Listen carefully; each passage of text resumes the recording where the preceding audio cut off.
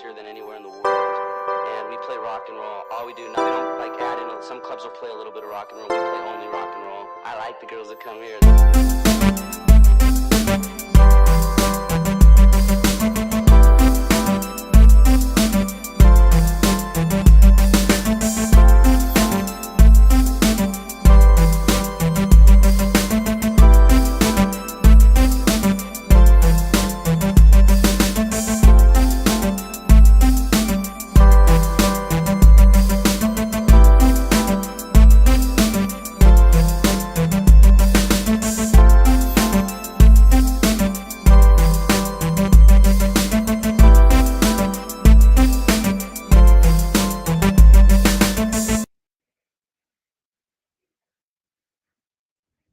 All right, we're on. Let's go. Disco Acid Cult TV, Tuesday stream.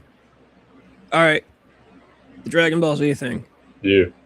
I rewatched of course, what I think is the best fight in Dragon Ball Z, Goku and Majin Vegeta. Oh, I also just rewatched that shit the other day. That's hilarious.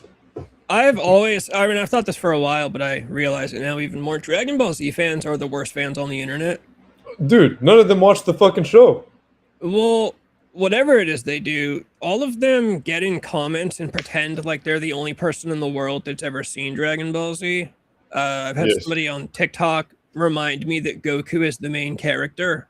I'm like, good to know. Good. I'm like, oh yeah, good shit. Like, any girl in the world who's never seen an episode knows that Goku's the main character. Yeah. But specifically on the Goku and Majin Vegeta videos, everyone loves to comment, oh, Goku could have gone Super Saiyan 3 at any time. And they say this like it's some secret elite ball knowledge that only they know and no one knows. And it's it's like a gotcha moment. Oh, gotcha.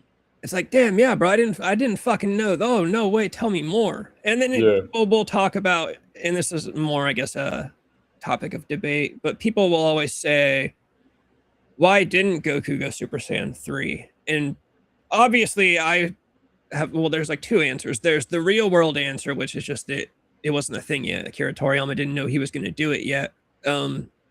Is that true? Everyone that knows Dragon Ball Z knows that Akira Toriyama wrote episodes like on the fly last minute for his own entertainment. I've read that that's how he considered it like exciting was to, because then he considered himself also surprised. Like he would just last minute right before the deadline, write it and submit the new episode or the new issue of the manga or whatever. He would write it as it went along. That's true. I didn't know he hadn't thought of it yet.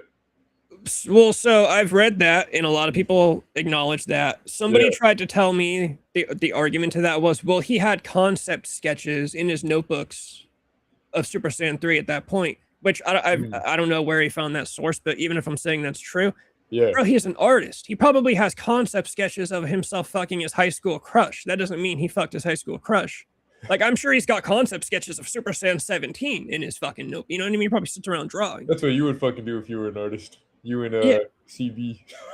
Yeah, he probably draws a bunch of shit that's not real. But anyways, even if you want to go just pure storyline, it was obviously retconned into the show later on that Goku was capable of going Super Saiyan 3, to which he then says, well, I hadn't mastered it yet. I couldn't do it for that long.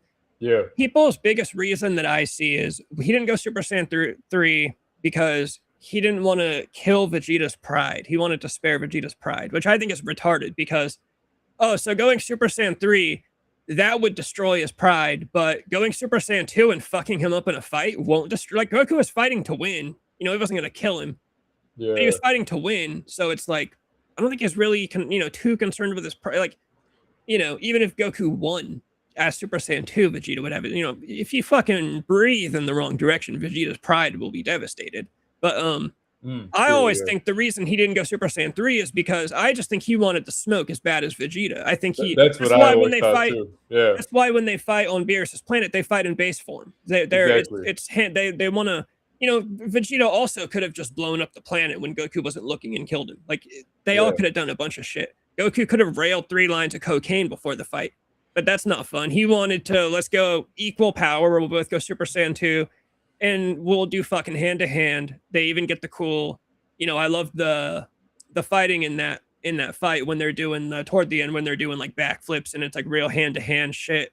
I like when Vegeta hits him with that ring shit and then smacks him in the face. You seen that Yeah. part? The fight's awesome. I realized at the very end of the fight, there's a really cool moment where Goku charges at him. He runs at him, and Vegeta flies up and he throws a blast at him, and Goku stands there and tanks it. Mm. And then as the smoke clears, they both look at each other and laugh. And I'm like, oh, they're having like I never once thought Vegeta would actually kill Goku. Like they're clearly it's sand shit. I think people forget that they're fucking half monkeys, and they're play fighting essentially. I mean, as hard as they can, but there's never a moment where I thought like, oh, Vegeta might try to kill Goku or Goku might kill Vegeta. Like, you know. Yeah, never, dude. The cool thing about that fight is it's not even in the manga. It's anime original. Okay, see, I didn't even know that. Yeah, because in the manga, it's just like implied that they fight. Like it shows them squaring off at the start, and then it shows them finishing. But no, that was all anime original. It's the best fucking fight in the entire show, in my opinion, too. So they completely just made it up. Yeah, yeah. No, that's always the question. Why didn't he go Super Saiyan 3? And people say, oh, to spare his pride. But yeah, I just think it's stupid because it. Yeah, no, that is a stupid reason. I think a lot of people, and I blame Dragon Ball Super, because it mischaracterizes Vegeta so much. But I think a lot of people that watch Dragon Ball Z and claim to be fans of it, I think they really don't get the show, and I think they really don't get the characters either. Yeah. Like, you really think Goku wouldn't whoop his ass? Because it was like, that makes no sense. Like you said, that's stupid. Yeah, Goku was like, even if he just beat him up at Super Saiyan 2, that would destroy his pride. Goku's clearly not looking out for his pride. I mean, I'm sure a little, I don't know, maybe just to the extent that they're friends, but yeah, and like you said, like Dragon Ball characters just want the smoke. I mean, any character in the show can blow up the planet if they wanted to and end the fight right there, but they don't do it because they want to fight. You know, there's that flashback scene where King Vegeta, way weaker than any of the actual characters in the cast, blows up that planet. And all of them are capable of doing it from like episode 1, but they choose not to because they want to fight. Yeah, I always thought Goku wanted that fight as much as Vegeta did. It was just bad timing. That's the only reason Goku kind of held back for a few minutes when Vegeta was doing the monologue. If it was at a different any other time, Goku would have immediately been like, "Yeah, fuck yeah, I'm down." But I think and wouldn't it wasn't there something about Goku going Super Saiyan 3 like shortening his time on Earth too when he transforms against Majin Buu? That's also a factor. You gotta think about that. That's always part of the argument too, because Dragon Ball Z has those weird rules where the more power you exert, like it takes up time. Yeah, for the Super Saiyan 4 fusion too, they get less time because it's more power. Yeah, which I've always thought was kind of a weird. Dude, even the fucking I know you haven't seen Dragon Ball Super, but they fuse into Vegito again against the fucking Goku Black Zamasu guy. And they retcon it so that it's a temporary fusion. They go Super Saiyan Blue, and they also unfuse in like 15 minutes or whatever it is. Yeah, I just don't get the point of that. Like, because the Potara fusion used to be forever, you know, and they only got unfused in Z because they were inside Super Buu and it like broke the fusion. But it was supposed to be forever until they retconned it. And and then they're bound to the time limit again, like Gogeta. It's very weird, bro. Yeah. It is a great fight. I've been rewatching that arc just because Planet Senzu on Facebook is at that point in the. Oh, dude, the Majin Buu arc. I've completely had a full like 180 in my Dragon Ball fandom. I think the Majin Buu arc is the best in the entire show. It has the best music. I've realized that too. The great music, the best fights, it has the best transformation in the show too. Super Saiyan 3 Goku. Yeah, Supreme Kai. Everyone's been ripping on Supreme Kai, which is fucking useless. He is useless, and Goku completely bitches him at the tournament. He's gonna fucking blast his ass. Supreme Kai shows up. First of all, there was no reason to be secretive like he was. He literally should have popped up, walked straight up to Goku, and said, "Hey, I know that you guys are the strongest guys here. We got a problem. We got to take care of it." Yeah, but instead, he did all this. He did all this weird secretive shit where he's like, "I'll tell you in due time." 2 episodes later, I'm the Supreme Kai. Like, well, and the fucking stupid part is Piccolo knew the whole time. Yeah, no, there was no reason to be so secretive. Then they go to. The other thing that happens is when Gohan turns Super Saiyan 2 to show the Kais that he's strong, and then Spopovich and whatever the other guy, the Majin guys, they come out and they drain Gohan's energy to take back Taboo or to Babidi. Supreme Kai restrains Gohan like with his powers. Yeah. But then 1 episode later, Deborah runs up and blasts Kabuto Kai, kills him. Why didn't you restrain Deborah? Why didn't you restrain? Like, come on, Supreme Kai. You can restrain Super Saiyan 2 Gohan, but then Goku holds up a blast to you and you're terrified. And Yeah. he really fumbled like maybe the worst in that whole series when he showed up. And he just turned out to be a fucking, like, had no idea what he was doing. There were even, like, there's a point when they go to Babidi's spaceship and Piccolo's like, let's just go blow this shit up right now. And they're like, no, let's not do that.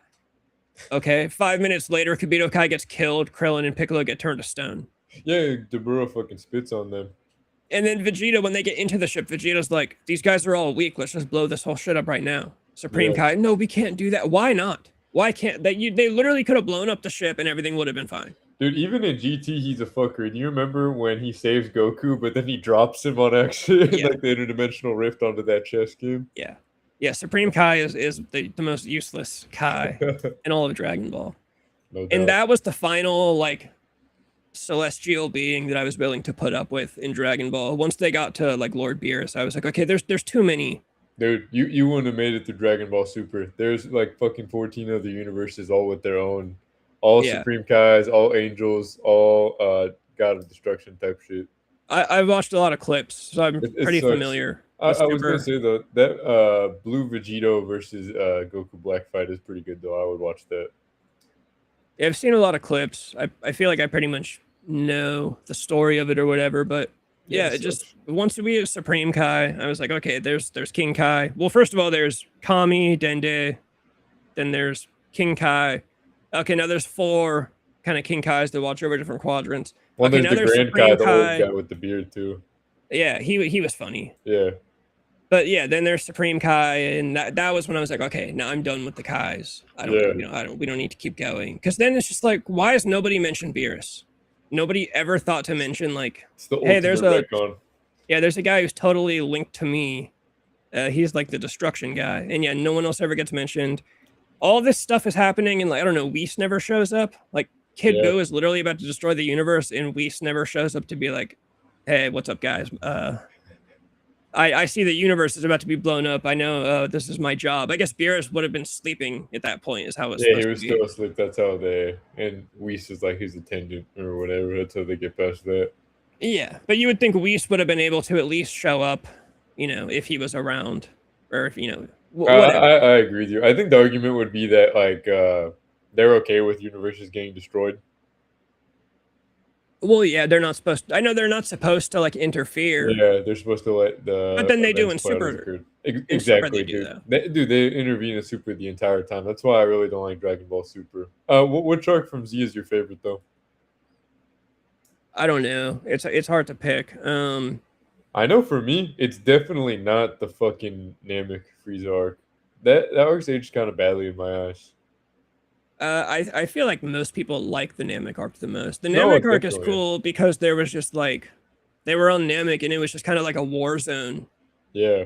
And like you got cool pairings like Vegeta, Krillin, and Gohan palling around. And anytime like they had to fly anywhere, it was like, okay, hopefully we don't run into fucking the Ginyu Force, or we don't run into Zarbon, or hopefully we don't run into Frieza. I wasn't thinking about the Ginyu Force. Man, I got to rethink what I said. The Ginyu Force is awesome. Yeah. Yeah, there was a bunch of mini bosses all over the place. Yeah. And then Vegeta fucking up the Doria and Zarbon is pretty sick too. Those are good scenes. One of the, I never realized until recently, at least what I would imagine, one of the overarching themes in all of Dragon Ball Z, it doesn't start until they get back to Earth for the Android and Cell saga, is doing the right thing, even though you won't get credit for it. Because for Cell and Buu, Hercule gets all the credit. Wow. and the Z fighters are always just kind of like cool. There's little jokes here and there. Like, remember when they made the movie of Hercule beating Cell? And they had to watch it. They had to watch it at the tournament, and Goku's like, I think it's kind of funny, and Piccolo's like pissed about it. Yeah, that's an overarching thing when Dragon Ball Z. Do the right thing, even though you may not get credit for it. That's a good point. I've honestly never thought about that. I was clapping as a joke, but it is true. Like, none of them get credit, and everyone who sees them is just like, what the fuck's up with these guys? Day just got back from Kroger with his EBT card. Oh, dude, hell yeah. Dude, what's your remaining balance on your EBT card though? That's the question. Yeah, and how much of it are you gonna spend on Coke? But dude, the amount of people I see shopping with EBT, they definitely don't look like they need it. I guess you can't judge based off appearances, but I'm just like, damn. Like recently, I saw a self checkout at Target. I've been noticing a lot of people, they'll buy their shit in 2 separate transactions because Oh they're yeah. using their EBT. I'm just like, dog, not this many people can be on EBT and then they get out and go drive off in a Tesla. I'm like, you got to be shitting me. I just remember a time when, like, even when I worked at the gas station back in my 20s, which was like, you know, the 2010s, Yeah, anytime somebody had to pull out the EBT card, it was kind of a, so at my gas station, we had a whole separate card reader. I seen this. Yeah, they have a separate reader. And they would kind of pull out the card and they would look at me and they'd kind of pull it out really kind of halfway. And I would go, oh, okay. And I would like very discreetly put the reader over to them. Like it was like a thing of shame. You know, Yeah, it it's was like, shameful. I got hey, to I do what I gotta, got to you know, do. like, hey, I Yeah, gotta do this right now. This is just how I gotta pay for shit. So, yeah, and I'd be like, yeah, cool. And I would do it kind of, you know, and I would keep talking to them to like distract the people in line, maybe, you know, like whatever. But yeah, now yeah. people are making straight up TikTok videos. Like, here's what I got with my EBT. And it's like, yeah, I don't think you should Dude, necessarily, or not everyone. There are some people that should be shamed, but not yeah. everyone should be shamed for having to get some food stamps once in a while. Ah, yeah. But, If you but have kids and you're struggling, fuck yeah, pull out your EBT card and buy yeah, that shit. But but you don't got it's to post it on TikTok, bro. well, and I also think it was clearly a deliberate scheme to get it to be this way. Because think about it, everyone was ashamed to buy stuff with food stamps, but when Yeah, they started calling it EBT, all of a sudden, oh, it's something different now. It's EBT. Like, no, it's food stamps. If you call it that again, people wouldn't be so brash about it. I remember in the show, Everybody Hates Chris. Yes, yes, Chris's cheap dad, he gets $200 of food stamps back when food stamps were actual food stamps because yeah, that show was like in the 80s. And yep, Rochelle, his wife, is too embarrassed to use them in public. And then at the grocery store, she runs yep. into her friend. So she pulls out the cash and spends all their money. And then she goes to the salon and gives her hairstylist the $200 in in food stamps to do her hair. And then when she gets home, Julius is like, oh, so why didn't you use the food stamps? And she's like, well, my friend was there, so I bought the food stamps with the cash. And then he's all, no, well, that's fine. We still got $200 worth of food stamps. And she's like, no, I used it to get my hair done. Dude, that show is fucking hilarious, bro. Everybody Hates Chris can never get made today. And it was such a good Oh, show. hell no, dude. Chris Rock is a fucking master narrator too. Yeah, dude, that's Jim, that's another thing I've noticed. Fucking fast food places accepting EBT. I remember that was a thing that was only in the hood. And now I see it everywhere. They all accept them. Like, that's how you know society's fucked. Yeah, you should not be able to get Taco Bell or whatever the fuck fast food. That's crazy, bro. That used to be a thing only in ghetto ass areas, but now every single fast food I see is like, oh, EBT accepted here. I'm like, dude, how the fuck does that make any sense? Yeah, and it's almost like you can't blame the fast food places. Like if they're getting paid, they're getting paid. No, That it's comes money down either to, way to them, I'm sure. I'm yeah, sure they get it comes kickbacks down too. to like government. They need to put a kibosh on that and say, okay, if Yeah. you're getting food stamps, that's fine, but you get water, you know, you Yeah, I get was gonna fucking, say I'm actually pro food stamp, but I am not pro junk food on food stamp. I think you should be able to get like ground beef, maybe some like chicken breast, vegetables, fruits, water. That's it though. No soda, no fucking little Debbie cupcakes, none of that. I don't think that's right. they should damn near give you a second card. And the second card is like a different color, and you get like $5 a week, and there you can get like a thing of soda if Yeah, you want. oatmeal cream pies with little Debbie. Yeah. Like here you get one little treat for the week or something. Yeah, facts. Well, when people will try and fucking guilt trip you for that, they'll look like, what about the kids that are not allowed to have sweets? I'm like, no. Yeah, Jim says that means the fast food industry is subsidized by taxpayers. Oh, Yet, dude, yet they still hike the prices. I went to Carl's Jr. today. I got a Western bacon cheeseburger, $9, bro. I was like, oh fuck, $9 for a Western bacon. We're fucked. It's over. That is ridiculous that any fast food place can charge $10 for a burger. Yeah, Meat, rice, and bread. I would agree with maybe. Oh, milk too, milk and eggs. That's fine. Yeah, you can do like milk, eggs, or something. Yeah, just general groceries, but nothing that's Yeah, no soda, no soda, no fucking candy bar. straight crap food. All right, I found this post, and of course, it made me think it'd be fucking hilarious. The most- I really remember being a stoner back in the day and thinking that pot like opened my mind to things. Oh fuck, dude, this is awesome. Yeah, like, oh, pot makes me think deeper about things. I'm like, wait, no, pot just makes you high, and so you're retarded, and you think you're thinking about smart things. Yup. Yeah, there's like a fine line between I just remember back when I was a stoner and I was also still playing guitar. I would like actually get high and write music. And then again, when stuff started to change, like the way weed affected me when I got older, I remember sitting one day, I smoked and I was like, oh, I'm going to play guitar. And like, I just sat there and couldn't think of a fucking thing. I was like, oh, this does the opposite now. Like now I can't write anything. Yeah, dude. I think that you think it's you that changed or the weed that changed? Because I'm a believer that the weed is just different nowadays. It's not the same thing anymore. It's like a product now. It's not a substance. I'm sure that is like, I think it's both. I'm sure that's a Yeah, contributing factor, but I do think just as you get older, shit hits you differently. Like everything hits you differently when you get older. that's true, dude. What do you think about hangovers fucking you up more as you get older? I don't really get hangovers. No, dude, you're lucky. Ever since I've entered like my mid to late 20s, dude, I can't drink for shit anymore. If I have like 5 beers, dude, the next day I'm fucking hungover like a dog. It's fucked. So I've never really gotten hangovers, but I will. Obviously, if I overdo it, but Yeah. I've got to go really hard. The last time I got a hangover, I was in Vegas at a club watching Lil Jon DJ, and so I went really hard that Oh, night. dude. Have you ever been? I will say I'll get if I go out and have a couple drinks, I'll wake up the next morning and I'll like, I'll throw down 2 whole water bottles immediately, and I'll be Oh a yeah. little like, oh god. But after a couple hours, I'm fine. But generally, I've never gotten hangovers unless I like am damn near blacked out. And when I do, it's really fucking bad, and I'm not getting up for the day. Dude, you ever been hungover on a plane? No, Oh, dude, that would be the worst. one time I flew to see my buddies. I was living in NorCal at the time. I flew to see my buddies from there, and we drank it hella hard. We went out hella hard the night before. I think I had like 15 drinks. And dude, the next morning I'm like, fuck, this plane ride's about to be like straight up like plane ride from hell type shit.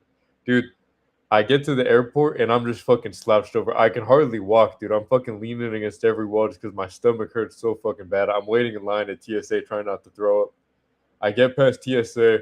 There's a Carl's Jr. at the airport, and I think like fuck, like maybe I can eat some fries or something to like put some bread in my stomach. Dude, I'm fucking shaking trying to eat these fries, and then they're like, all right, time to board. I'm like, fuck, like I feel so bad. Dude, the whole plane ride, I'm fucking shaking trying to eat these fries. I'm sweating buckets, dude. I went to the bathroom, had the most putrid diarrhea of my life, dude. The whole plane fucking reeked like my shit, dude. And the whole time my leg is shaking, trying not to throw up. And I didn't realize my leg was hitting into the seat. It's this fucking giant black guy sitting in front of me, turns around, looks at me. I'm like, my bad, bro. I'm hungover. Dude, it was like the worst hour of my life. It was fucked. On a plane's got to be the worst. Yeah. Jim says the weed's changed. Yeah, no, I'm sure the weed. I mean, I know the weed has changed. Yeah, Yeah. and Jim is Okay. totally right. I remember back in the day, it was all about sour diesel and OG. I always hated the fucking weed names. Oh, that's because it's retards making it up. I remember we used to get one called green crack. We used to get a strain called like marijuana. Jeez, that's Like, yeah, it retarded. gets you so high that it's like doing heroin. Yeah, people would just name their shit the gayest shit. Yeah. Well, Jim is right though. I'm glad a stoner can get in chat and explain it. Yeah, the THC percentage is too high to be enjoyable because I feel like back in like the 2010s, weed just made you like kind of calm and relaxed, but now it's like making you scared and shit. I don't know. That's why I would never do it again. Yeah. When it comes to the trick for curing hangovers, I don't know. I think it is a lot of like what you do before you fall asleep. Yeah, they say that if you don't hydrate before you go to sleep, it's already over by the time you wake up. I remember one time at a party, I had to chase a couple drinks with water, and that was disgusting. Ugh, I've dude. also been at parties and I get stuck chasing drinks with draws off a cigarette, and that was also terrible. Or you get, dude, you ever been at a party and they don't have any fucking Gatorade or nothing, and then you're chasing the shots with beer? I've had to chase shots with beer before, yeah. I think that's another way to fuck you up fast. And it's like, ah, fuck.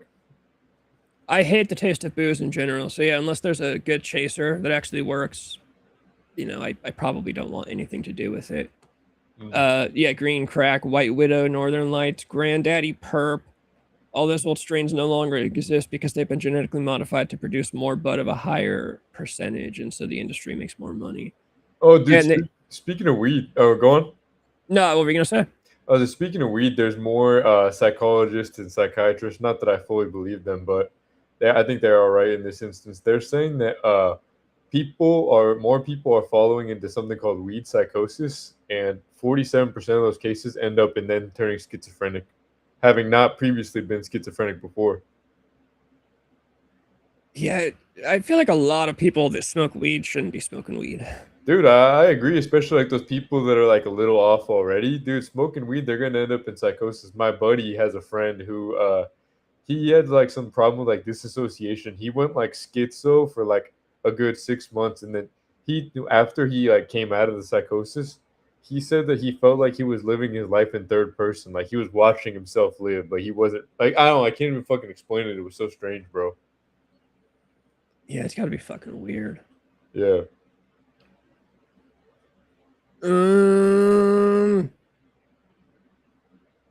Hold on. Jim says not that weed causes schizophrenia, it's that a high percentage of THC can make the schizophrenia develop faster in that individual. Yeah, but would it have developed had they not done the high percentage THC weed in the first place? I don't think so. Maybe maybe they're predispositioned to it, but if they had never done the weed, they probably wouldn't have gotten it. And I'm also sure not every case is actual schizophrenia. It's probably just a bunch of other shit too. Yeah, it's probably just psychosis, the temporary craze. But yeah, a lot of those temporary psychoses are turning like semi-permanent in these cases. So they're saying like, hey, maybe don't smoke weed. I mean, I could have fucking told you that. I got this one video. You know those videos where they catch predators and they make them call their wives? Of course. Yeah. This shit's funny because I don't know why they're on a boat fishing. I was gonna say, why are they fishing on a boat?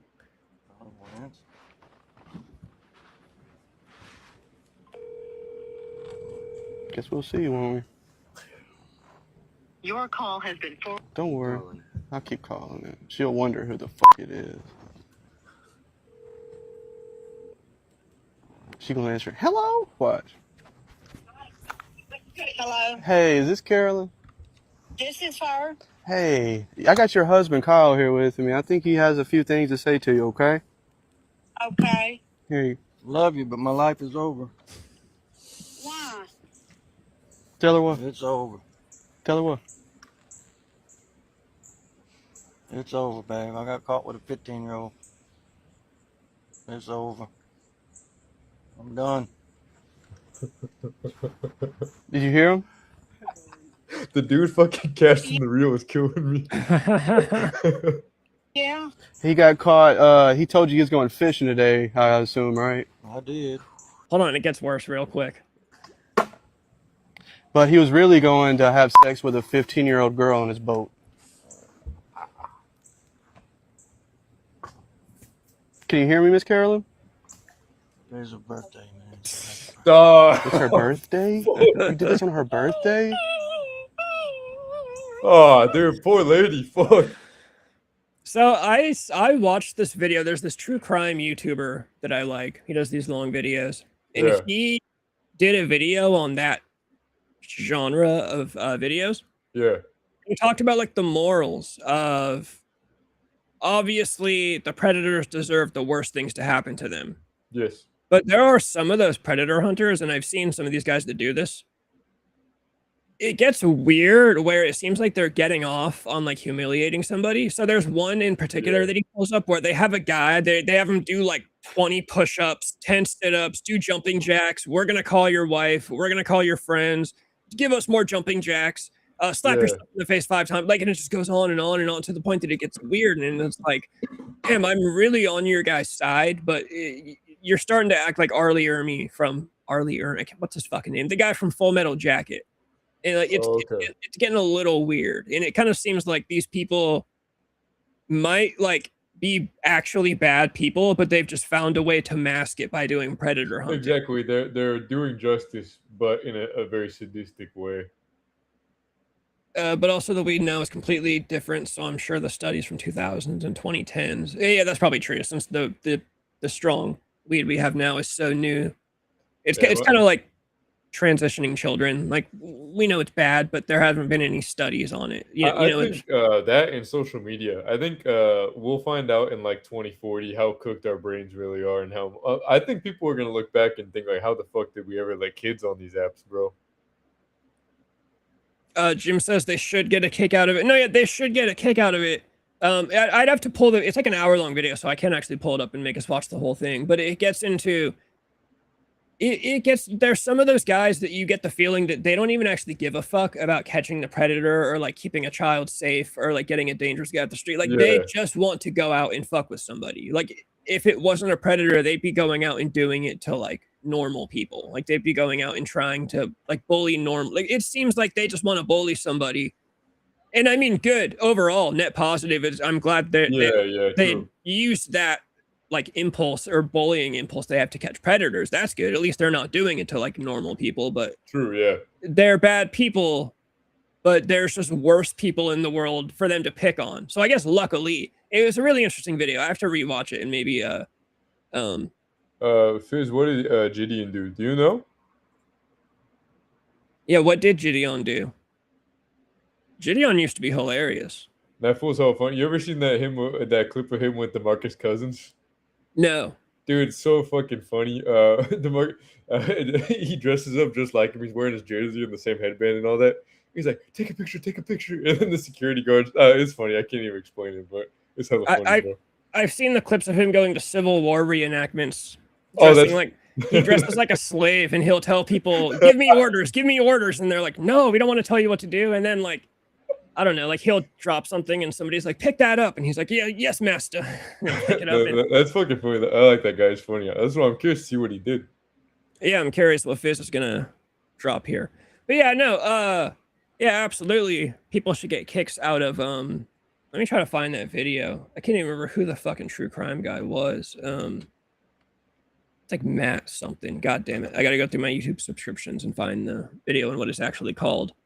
Because, yeah, it was a really interesting, you know, he went back and forth with it. Like I said, these people, I think it's Matt Orchard. Let me look. So, yeah, like I said, overall net positive. It's a good thing that there are, I don't want to say it's a good thing there are predators out there, but it's a good thing that there are predators for these guys to go out and bully and humiliate. But yeah, I understand what you're. If there were no predators, these guys would still be bullying and humiliating people. I also love Dads Against Predators. Oh, dude, the dudes that just smack the fuck at the pedos, dude, those guys are fucking funny. But see, that's what I like. I don't like the guys that are like, give me 20 push-ups, bro, just slap the shit out of him. Like, fuck him up. Have you seen the one where they get the guy in the target and they pick him up and just fucking throw him against the rope? And then there's one where one of them picks him up and throws him, and then one guy slaps him in midair. Oh, yeah, I've seen that one too. You guys are hilarious. Fizz says he was harassing his uncle and ended up getting arrested. Fizz, that is not a reason to go to prison for harassing your uncle, bro. What do you mean by, what was he like, he's sucking his uncle or something? Like, what do you mean harassing his uncle? I don't even think he means it like that. Fuck, what is this video called? Let me try to find it. The Tale of Two Narcissists. That was a great video. Ooh, he does have a video on George Floyd and Derek Chauvin that I haven't watched. Oh, okay, it's called The Predators. That's the name of the video. It's from 4 years ago by Matt Orchard on YouTube. He does a great video on JonBenet Ramsey too, which is like one of the coolest, or not cool. True crime is the worst. That's the pageant girl, right? Yeah. Who now people think might have been an Epstein victim. Oh shit! Yeah, I think you mentioned that before. Yeah, that's definitely interesting. I'm sure she was. Yeah, there's some pictures of Epstein with a little girl that looks a lot like JonBenet Ramsey. And her parents were very rich and like connected people. I'm sure they were. Yeah, but yeah, this guy even breaks it down. Like some of those predator hunters, they actually commit like false imprisonment. I'm going through the video, like just like a little skimming through it right now on mute. And yeah, he goes over like actual, and we all know they commit crime. You know, it is illegal. Some of the things that they do. I know Dads Against Predators, I think they've gotten in trouble before for doing stuff like that. Yeah, one of them got shot in a Target. Jeez, I didn't know there are some states that won't arrest the guys, and I hated how much I think I've talked about it before. I hated how much it made sense when I heard somebody explain it, but they were saying in some states, if you pretend to be a little kid on the internet and you attract a predator and you meet up with them, the police will not arrest him. He's committed no crime. And the guy was like, well, what do you mean? They showed up to do it with a kid. Yeah. And the guy said, well, if I drive around all night looking for a prostitute, but I never actually stop and pick up a prostitute, have I committed a crime? I guess, but damn.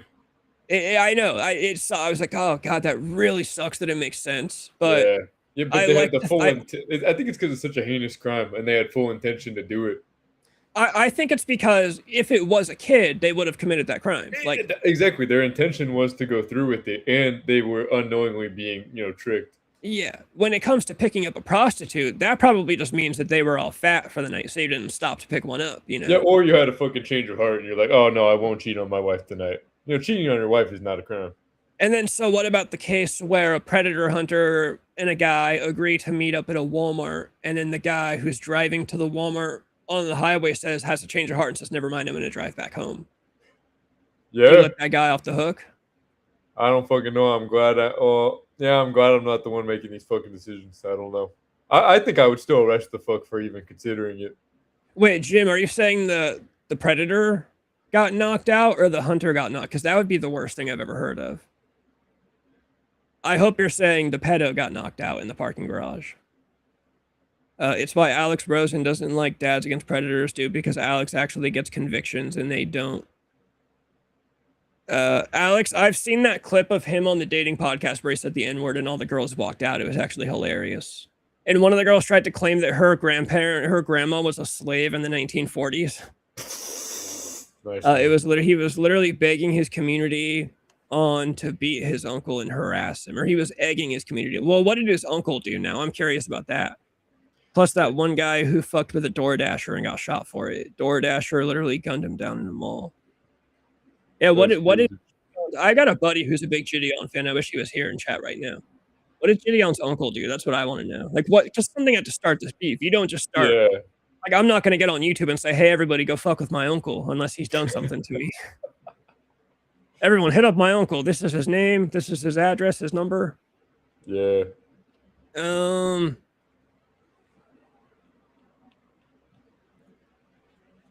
All right, I don't know how much of this guy you watch, but I thought this video was kind of funny too. That's you.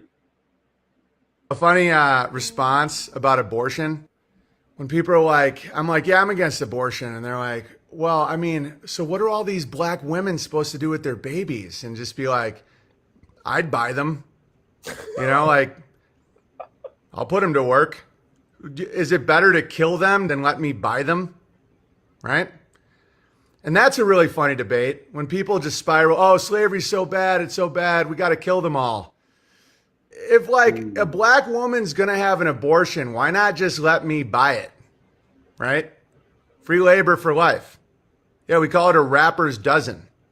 Because I'd really like to see the argument that killing someone is more moral than just buying them. I mean, people want to complain about if you don't recycle plastic, but as soon as you want to recycle a bee instead of throwing them in the dumpster, you're the bad guy. Exactly. Before you kill your unborn black baby, just know that there's a guy willing to buy it and put it to work, and they'd have a great life. And then you tell me why that makes me the bad guy. So what's worse, aborting the kid or lifelong slavery? I hate to say this, he's right though. He is right, because death is the ultimate.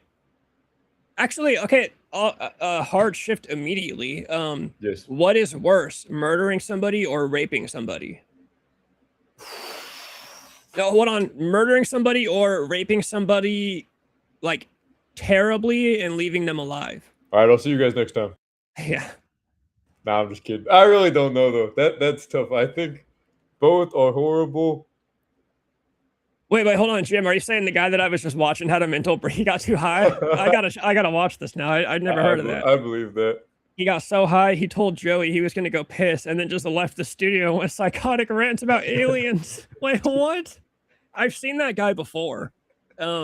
He's like one of the conspiracy theory guys. People like him, and they like that guy with the mustache, and like Candace Owens. They're all three kind of in the same conversation usually. I never seen that guy. It's funny. But yeah, I've always wondered, because when it comes to horror movies, here's my thing. In some horror movies, like rape is a thing. Like Last House on the Left is maybe the most famous rape horror movie. Yeah. The villains, they rape the girls. House on the Edge of the Park. That's a cool little cheap, I think it's Italian. And it's a rape movie. I Spit on Your Grave. That's a rape horror movie. So some people will debate, is it worse? What's worse, like murdering somebody or raping them? Because in one case, they're just gone, which is like the worst thing you could do. But then in the other case, they're alive. Yeah, see, Fizz puts in a vote for rape. In one case, they're alive and they have to deal with it. I think both. Both is obviously the worst, because to rape Yeah. somebody and then kill them so their last living memory is just being raped, that's obviously takes the cake. But if it's one or the other, for me as a dude, which I know is different than being a girl, because I'm kind of talking about girls, Yeah. I would rather just be murdered than. Oh, I agree. I was gonna say my answer is contingent on if it's a dude or a chick. Like, I would rather be killed than be raped too. Yeah. He accused him of financially abusing his grandma and used kid touching as a reason to call the cops on him. That is kind of weird. So, like, the uncle was a dick to the grandma, so Gideon was like, yeah, my uncle touches kids, and called the cops. I don't Yeah. I sounds like I do have to read up on this. He was saying shit like Joey Diaz was the devil because he got too high, then for years was speaking gibberish about aliens. That's fucking awesome. It's Brian psychosis, bro. But yeah, no, it would, yeah, I think it just depends on the person. I'm sure some people would say they'd rather be raped than murdered because they'd rather live They want on. to keep on living, yeah. My big fear is if somebody ever does kill me, don't fuck with my body. Like, please just leave me alone. Like, don't drag me. Like, just leave me where I lie.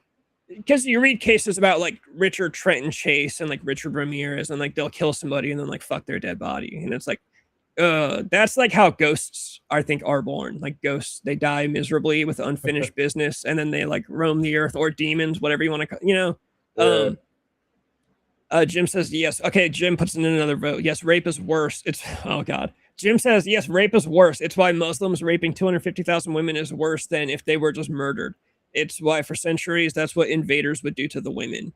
That is true. Yeah. And then not only that, but they impregnate the women and force them to have the babies of the enemy. And then, Yeah, well, you know, I've heard the number is more like 6 million. It's not 250,000. I don't know if you heard that. yo, you're saying it's higher or lower? I heard the Muslims raping 250,000 women. I heard it's more like 6 million. Oh, I see what you're saying. I see what you're saying. Yeah, I heard it's more like 6 million. So I'm It was a Jewish doctor. Yeah. Why is that so quiet? It was a Jewish doctor. Do those seem quieter to you, or are those the same? No, it seems a little quieter. She's gonna be raped That one by a seems motorcycle gang. No, they all seem quiet to me. What the fuck is going on? Yeah, Restream might have nerfed your soundboard. No, it has nothing to do with Restream. Oh shit. Yeah, it's weird. All my sounds are quieter. I don't know. I'll turn them up after sometime later. I can turn them all up. Well, we got rare solidarity with Jim and Fizz. Jeez.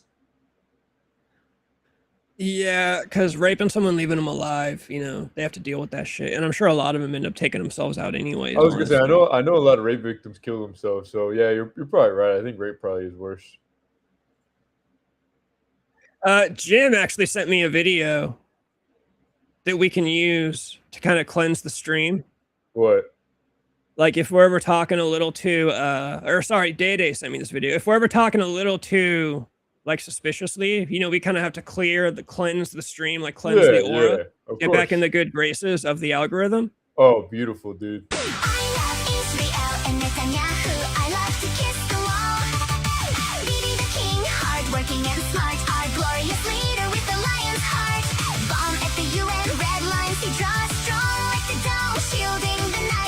Immediately, we're gonna wake up tomorrow with 1 million subscribers. Dude, absolutely. Dude, I saw some streamer, I don't remember his name or nothing like that, but some guy, he went to Israel and they wanted to have him kiss the wall and he said no.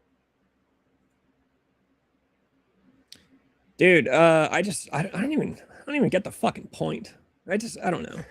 Like, even if I was like super fucking like pro-Israel, I'd be like, I'm not kissing a dirty old fucking wall. I'd rather like lick the bubblegum wall in Seattle or whatever the fuck. Oh, the fucking bubblegum wall. I've been to a bubblegum wall in person. That shit's nasty. Despot is spot on. Anyone that says grape needs to be raped. Rape.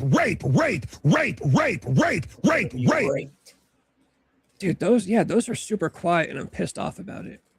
It's a humiliation ritual, that's all. Yeah, I mean. Dude, what isn't a humiliation ritual these days? That is true. I mean, the fact that I'm even live streaming on the internet in 2026 Dude, because you I know, want to make. You know the biggest humiliation ritual is sending out like 100 job applications and getting none of them. That's the big. Oh yeah, and just never hear any of them. Dude, I sent out a lot the other night. Dude, some of them denied me immediately. I got an email 30 minutes later saying, "We looked at your application. No thanks." I'm like, there's no way you looked at this application. There's no way. Yeah. Yeah, no, it's definitely all right, hold on, let me test this. She's gonna be raped by a motorcycle gang. Better. Yeah, no, applying for jobs on the internet is definitely a humiliation ritual these days. And yeah, like you're saying, you never hear back from them. Yeah, facts. Like they should have to like at least fucking hit me up and just say, "Hey, we don't like you." Our mom says that she thinks it's a big conspiracy that these companies get kickbacks from the government for having job postings available when really they're not there. That's what she said to me too. I don't think it's that. What I think it is they're just farming data. Oh fuck! You're probably right. That's probably Every true. time you apply for fucking McDonald's on Indeed, they Yeah, have all your info and your data, and they just sell the information, and they just never hit you up. you're absolutely right. Yeah, and they're selling your phone number to fucking Indian scam caller fucking companies. Fuck. Yeah. And they're probably also using your data to judge their actual hiring pool. Like they could be like, "Oh, so Yeah. last year we put up a position for cashier and 1 million people with college degrees applied. So now when we actually hire for a cashier, let's require a college degree." Yeah, facts. Well, dude, I don't know. Ever since I sent you that video that like 90% of all new jobs added since 2020 have been women, I've been keeping an eye out for whenever I go to places, I've been looking for like how many of these people are women. Dude, most of the places I go to, the workers are all women. Yeah. Like the I saw a clip. I thought I saved it, but it was just a clip of the caption. The guy said, "Once you notice that most fuck, what was it? I think it was women's jobs." He said, once you notice that most women's jobs today are just daycare to make sure they don't have kids. Oh, I seen that video. I think you sent it to me. Yeah. No, it's true. But jobs that are typically for like slimy, greasy dudes. I see women working like fucking the fry cook at McDonald's. That dude, girls should not be working those jobs. I'm like, what the fuck is going on? Or like, I went to a gas station the other night to get some cigarettes. You ever smoke Parliament? I have, yeah. I like them. I was smoking those recently. But anyways, and dude, I was at the gas station at like 1 a.m. It was hella late. And dude, the person working there was a woman. I'm like, what the fuck is a chick doing? And she was young and pretty too. I was like, what the fuck is a pretty girl doing working here at 1 in the morning? Get hit up through text to apply for jobs. Jim is correct. If I would just bite the bullet and just say that I'm transgender on my resume or something. Non-binary type shit. Yeah. 100% unalive was the worst of the TikTok words, but I think grape has taken the cake because that's just so fucking retarded. Like you literally are just putting a letter in front of the word and pretending like it's not bad anymore. Unalive. The thing that I've always said about all the censor words, the reason it's fucking retarded is because the whole logic behind murder being a triggering word is something along the lines of like, let's say I have a cousin who was murdered. Yeah. Now when I hear the word murder, that's going to trigger me. I'm going to start thinking about it. If you're a bitch, yeah. But if you start saying the word unalive, I still know what that word means. So it's still going to invoke the same thoughts in me. I'm still going to hear the word unalive and think about how my cousin was unalive. That's not going to reduce the trigger. But that's their thing. Oh, these words are triggering, so we replace them with these other words. And when I had that Davy Jacks guy on, his theory or his question was kind of like, are they trying to like pretend that the world is like a bubbly rainbows? Like, don't think about bad things. Don't talk about murder and rape and like, yeah, no more. These are off limits because they're not nice to talk about. And yeah, I don't know. It just one day, yeah, it was just one of those things that one day I woke up and it was like, oh, you can't say kill on the internet. I'm like, yeah, not true. It's never even been a bad word. Like it literally is not even a bad word. Never. Facts, yeah. Jim says, not even a conspiracy theory. There was a report that came out recently that thousands of job openings weren't actually looking for new candidates. I'm sure they're not. Yeah, you're probably right. It probably is like a data harvesting operation. Yeah, I think they're just trading your data. So McDonald's, God, think about when people talk about Goy Slop, think about McDonald's selling your data to Walmart. applying for a job as a cashier at McDonald's, and they just take your data, sell it to Walmart, and then they never hit you up. Yeah, call And it then you apply at Walmart, and they sell your data to Burger King, and it's just a never-ending chain. The life of a goy, man. Fuck. Last one that I got sent, I told them, what's the job? Who's the customer? And they responded, send your resume to XYZ. I said, that's not how this works. You pay me $10 more than you offered, and you will tell me who the customer is and what the job encompasses, or you can find someone else. I'm the one with the skills that you need. Now we're talking. I'm the one with the skills. I'm the convicted rapist. I'm the one you need. And because you're a contract company, you're going to bill me out at 4 times what you pay while I do the work, and you collect the profit. So you will either provide me the job details, or you can go fuck off, Habibi. She's gonna be raped by a motorcycle gang. Grape has replaced unalive as the gayest cream pie cleanup word used on social media. Yeah, grape is pretty We got to replace the word cream pie with something too, because I've never liked that term. That grosses me out.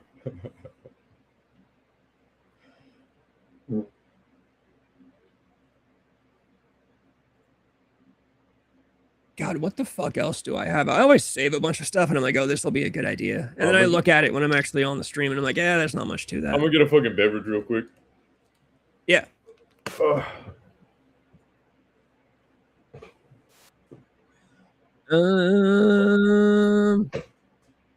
Okay, Jim.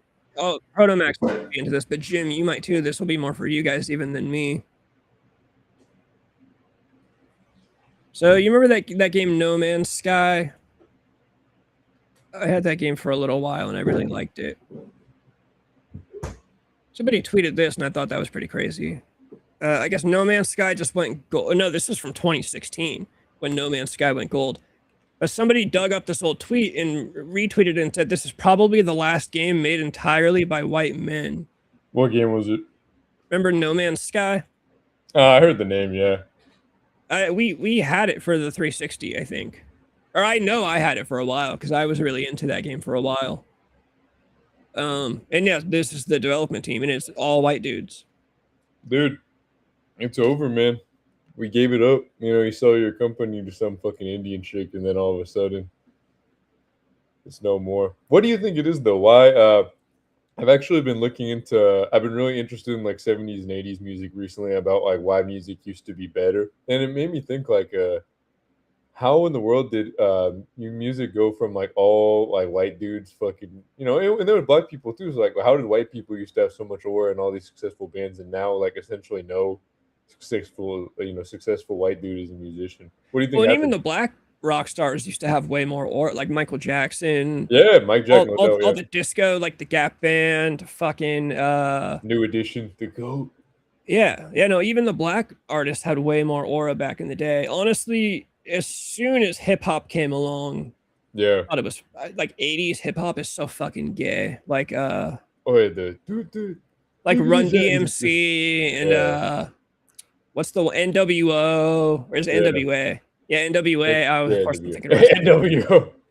Yeah, that shit's so gay. Hold on, Jim says he's been grinding Black Ops 2. Hit round 35. Did all the Easter eggs, destroy everything. White people enjoy. It's pretty simple.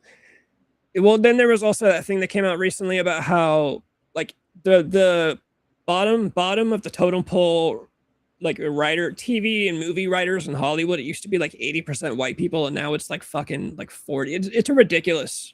Yeah, I was just thinking because I was like, dude, like there used to be so many successful white artists and white musicians, and now essentially none of them have any clout in any art form, really, like music, TV, movies. There's nothing left. I'm like, damn, you know. And I think that you know, whoever runs the show, of course I know, but I won't say.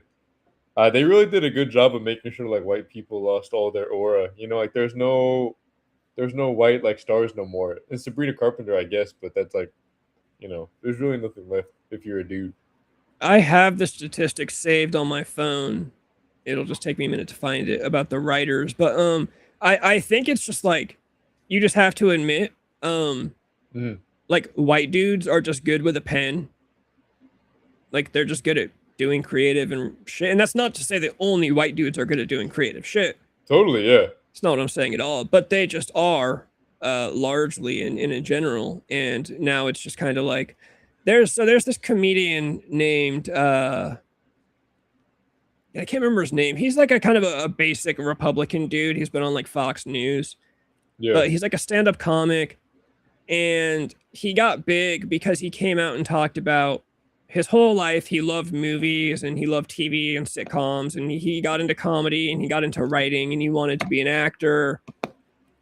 And I think it was when he was trying to be an actor, he was talking to his agent who was telling him, we don't have any work, once he finally was like in his 20s.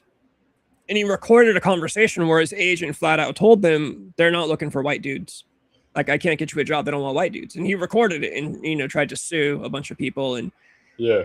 But he was talking about, like, he's like, I know I like to joke about this stuff and I don't want to come off talking all gay, like talking about trauma and whatever and damage. But he's like, but imagine you spend your entire life from the day you can remember, like, watching a TV screen. You're in love with this form of art. You're in love with like American pop culture. This is what you want to do. You spend your whole life. I'm going to become an actor. I want to be a writer. And then finally you hit 21 and you're like, okay, it's time to chase my dreams. And the world just says, no, we don't want white dudes. Yeah. It's not like you can't just lose weight and get in shape for it. Like, it just, the world just one day just said, never mind. We just don't like your type. So you just.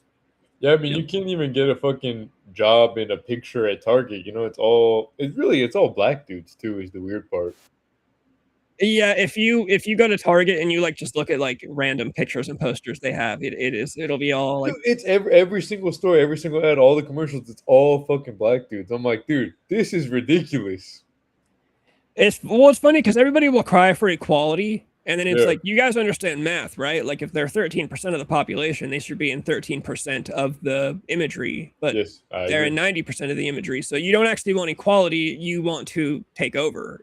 And I would respect them a lot more if they would just say that. If they would just say, I agree. Yeah, we want to take over. And well, dude, you think about music, like all the musicians that they fucking push in your face are all, it's mostly black people. God, I can't find that fucking stat. It was something crazy about, and I can't Google it because I know Google's not going to tell me the same shit. Okay, I just found it. In 2011, okay, I was way off with my numbers, but it is still crazy. In 2011, white men were 48% of the lower level TV writers. In 2024, they were 11.9%.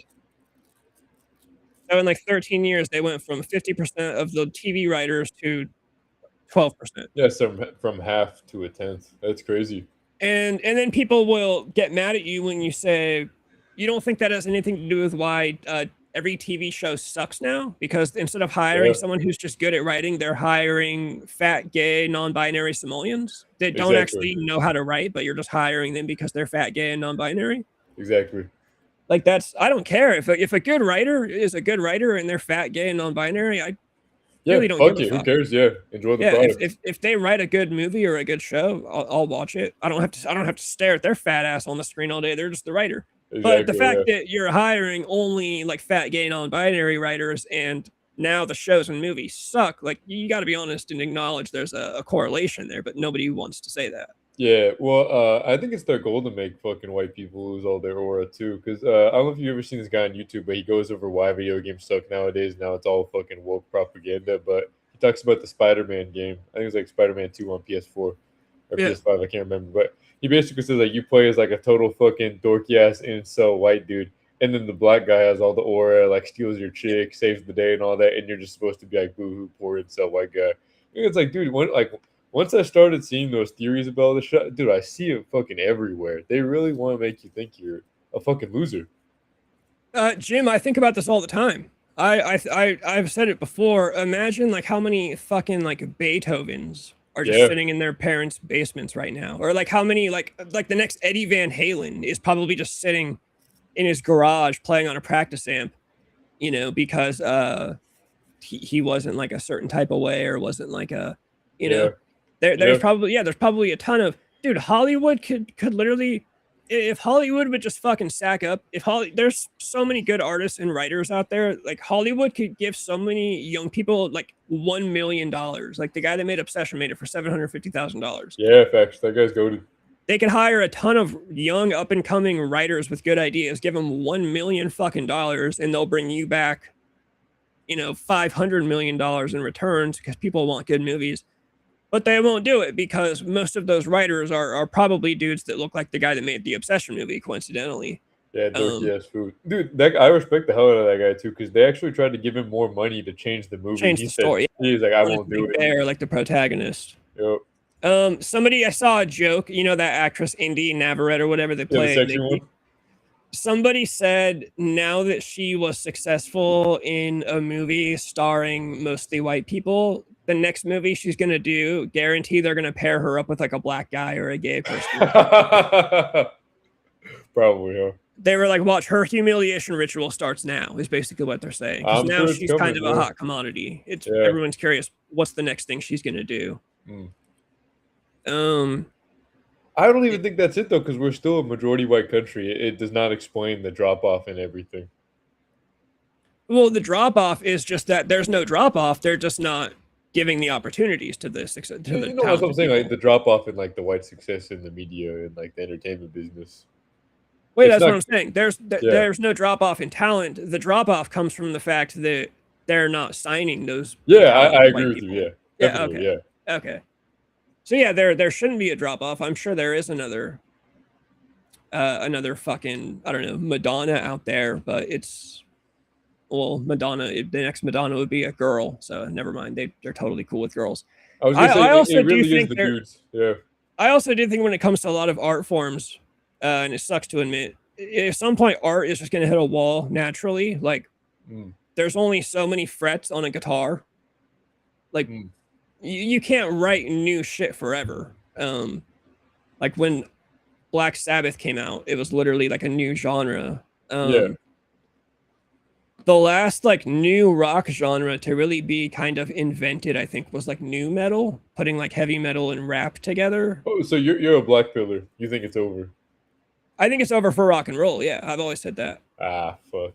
I think when people say, why is rock and roll not in the mainstream anymore? That's kind of equivalent to saying like, why is 1920s jazz not on the top 40 charts anymore? Like, why do you think? Because that shit's old. Like we're past that point. And I hate to say it, but kids don't give a fuck about finding the next Led Zeppelin anymore. And on top of that, way too many kids are way too focused on just copying their heroes now. Yeah, you talked about this before, yeah. Yeah, like whenever you see an up-and-coming rock band, it's like, oh, it's that band that is literally dressed like all the members of Led Zeppelin and playing Led Zeppelin guitar riffs and the singer singing just like Robert Plant from Led Zeppelin. Yeah. Look up the original code. Hold on, I've been slacking on the chat. Used to be one chicken and wait, what? Look up the original code MW. Team used like ND. I don't know what these abbreviations. I think he means Call of Duty Modern Warfare is what he's trying to say. Call of Duty Modern Warfare team. Yeah, it's like 30 dudes and one like dorky chick. And made Call of Duty Modern Warfare. Yeah, he spelled. That was a bad back-to-back message. That was bad. Is a chicken like a pretty girl is a chick, but a chicken would just be like a fat girl. Yeah. Other groups lock Whitey out once they get in. Now all GMEs are developed by chicks. I remember that video, and yet somehow witches want to comply as men while simultaneously complaining about. Oh, you're talking about girls trying to become dudes. Yeah, say, Fizz, are you fucking typing on an N64 controller? What the fuck's going on, man? Also, a lot of celebrities now have been groomed. That is true, but there are a lot of celebrities now that it's like you can trace their. If you go back, like Sabrina Carpenter, yeah, dude. After you sent me that video of her, everything makes a lot more sense because, dude, she just fucking complies with everything that they say in the media. Jim says, yeah, no, I'm going to make a movie about 1478 England, and a majority of the cast will be Ethiopians and Nigerians because those were the type of people in 1478 England. But the thing that's funny is people complain about that.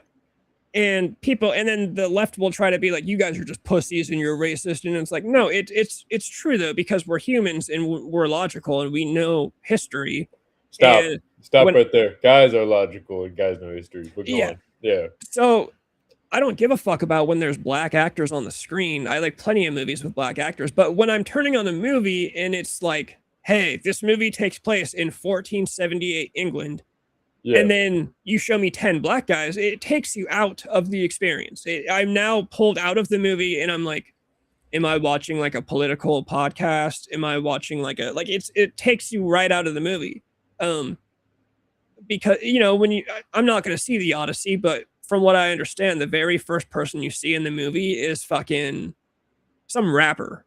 Like he cast a rapper. Yeah. No, I read that some people are theorizing that they do this race swapping shit on purpose because they know it's gonna fucking fan the flames of racial tension. Oh, well, yeah, there's that. I do also think a lot of it is for the sake of future propaganda too. Yeah, totally. I still think they're gonna go and brainwash us in the future. Like, see, this is what they said back then. This is how it's always been. They want all the credit. It's why they don't do that. They want creative control instead of letting a writer or director have creative control. Yeah, that's why the only like big directors now are like absolute machine. Like remember, like, you know, fucking James Cameron and Christopher Nolan. Plus, I'm 99% sure you get kickbacks or tax write-offs to have DEI actors. Well, nowadays, not even that. You can't get nominated. They changed the rules to being nominated for Oscars. Yeah. Your movie, dude, it's like ridiculous too. It's like 50% of the cast has to be. Actually, the numbers are like super ridiculous. If you look up the rules for let me try to find them actually. So now, you know, because everybody wants to win an Oscar if you're making a Hollywood movie, or at least you want to be nominated. To get nominated for an Oscar, a film must have a runtime of over 40 minutes. Okay, we know that. I guess I have to type in the DEI rules.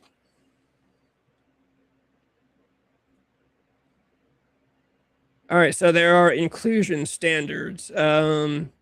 The film needs to satisfy 2 of these 4 areas. At least one lead or significant supporting actor must come from an underrepresented racial or ethnic group.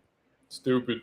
So that literally is like one of the leading actors of your movie. So Spider-Man already wouldn't get anything because Mary Jane and, you know, Peter Parker, they're both white. So yeah, that could have never been. And a lot of people go back and look at old movies, like the Titanic could have never gotten nominated under these rules. Or at least 30% of the secondary cast must come from underrepresented groups, in parentheses, women, LGBTQ+, racial, ethnic minority, basically anybody, or people with disabilities, basically anybody but white people. Yeah. Or the main storyline must focus on an underrepresented group.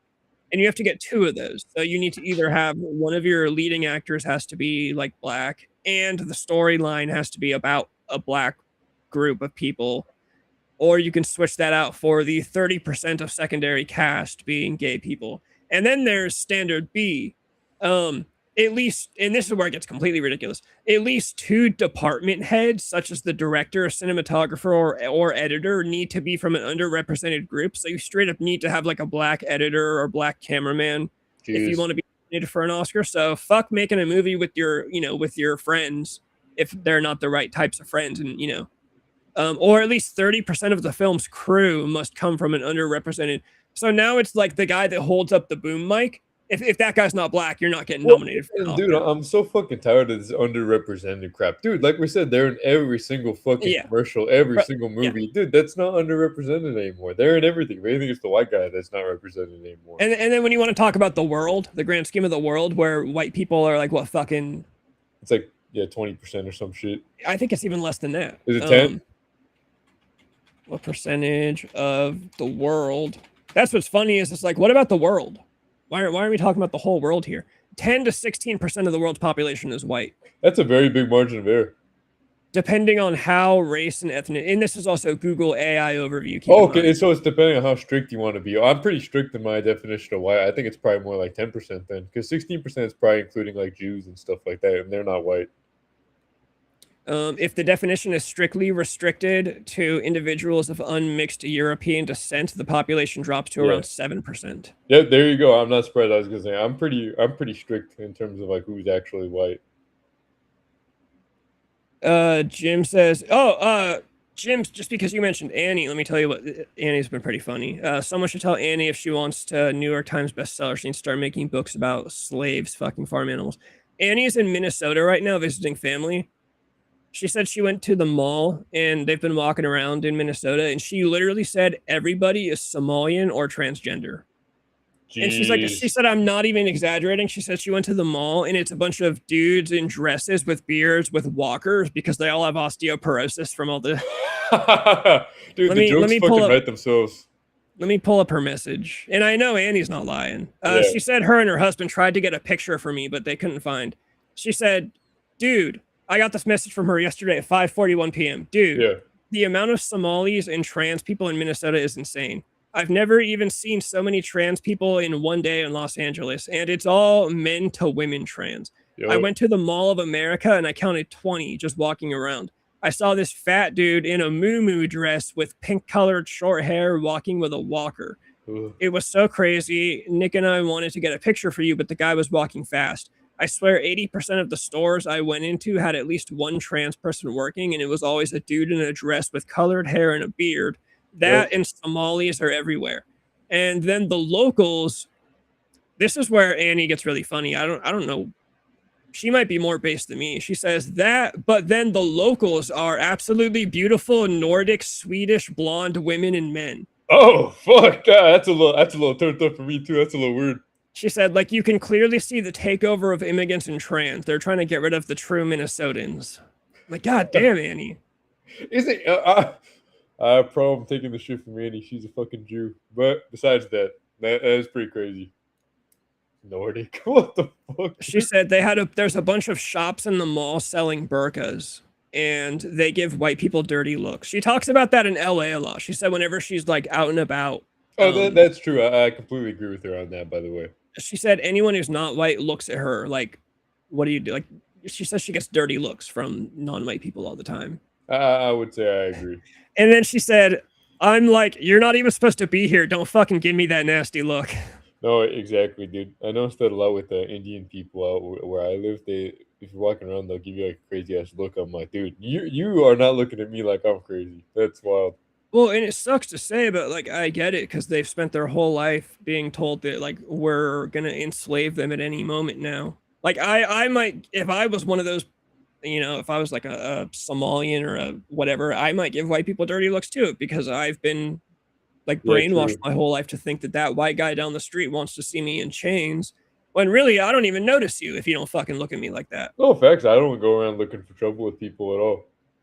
All right, hold on. Now I'm slacking it. Jesus Christ. Fist says, well, let's be honest. Once the term gaslighting came into common usage, every rainbow hair SSRI addicted twat goblin threatened everyone with canceling. I can't stand the term gaslighting because usually they're just talking about lying and they just call it gaslighting. And it's like, bro, there's a huge difference between basic lying and gaslighting. Game development teams in the heyday of gaming were mostly white dudes with a couple of Asians and Latinos mixed in. Now it's all women. Yeah, and chicks should have nothing to do with video games. I'm sorry. No, I'm okay with like the one or two like dorky ass girls who play games. I'm okay with those chicks on the team. There's always a couple cool ones, but when it's like the fat girl with rainbow hair and it's like you don't even like video games, you just want to take over another.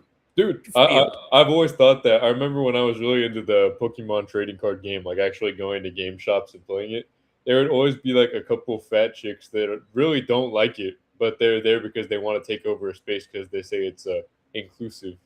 I'm just like, no, dude, if you don't play the fucking game, get the fuck out of the shop.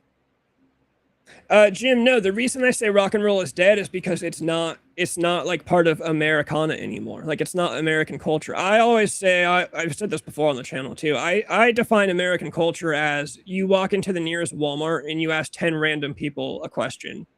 If you walk into your nearest Walmart and you just walk up to 10 random people and say, name me 10 famous rock bands, they're going to name Metallica, Led Zeppelin, AC/DC, Motley Crue, Guns N' Roses.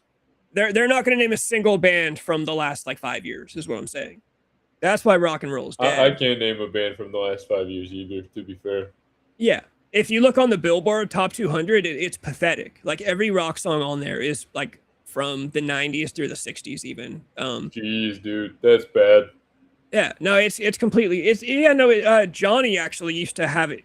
I hate to say it, but he said rock music isn't dead. You can find plenty of good, like you can scroll through Instagram and I still see ads for like, oh, here's a cool rock band from LA. They happen to sound just like Deftones or whatever band they're trying to rip off, but they sound good and I like them and I listen to them. So yeah, there's plenty of kids playing rock music, but rock and roll as like an American phenomenon. Yeah, You know what I mean? that was a very good take from that guy. I agree. Yeah, rock and roll as an American like cultural strong point is not a thing anymore. Like people used to think about America and think of Lynyrd Skynyrd. Yeah. Nowadays, no fucking way. Or nowadays, people still think America and think Lynyrd Skynyrd, even though they were a band in the 70s. Yeah, fucking 50 years ago, about to be 60. Once canceling stopped, they've gone with straight up lying. Women can now be men, men can be women.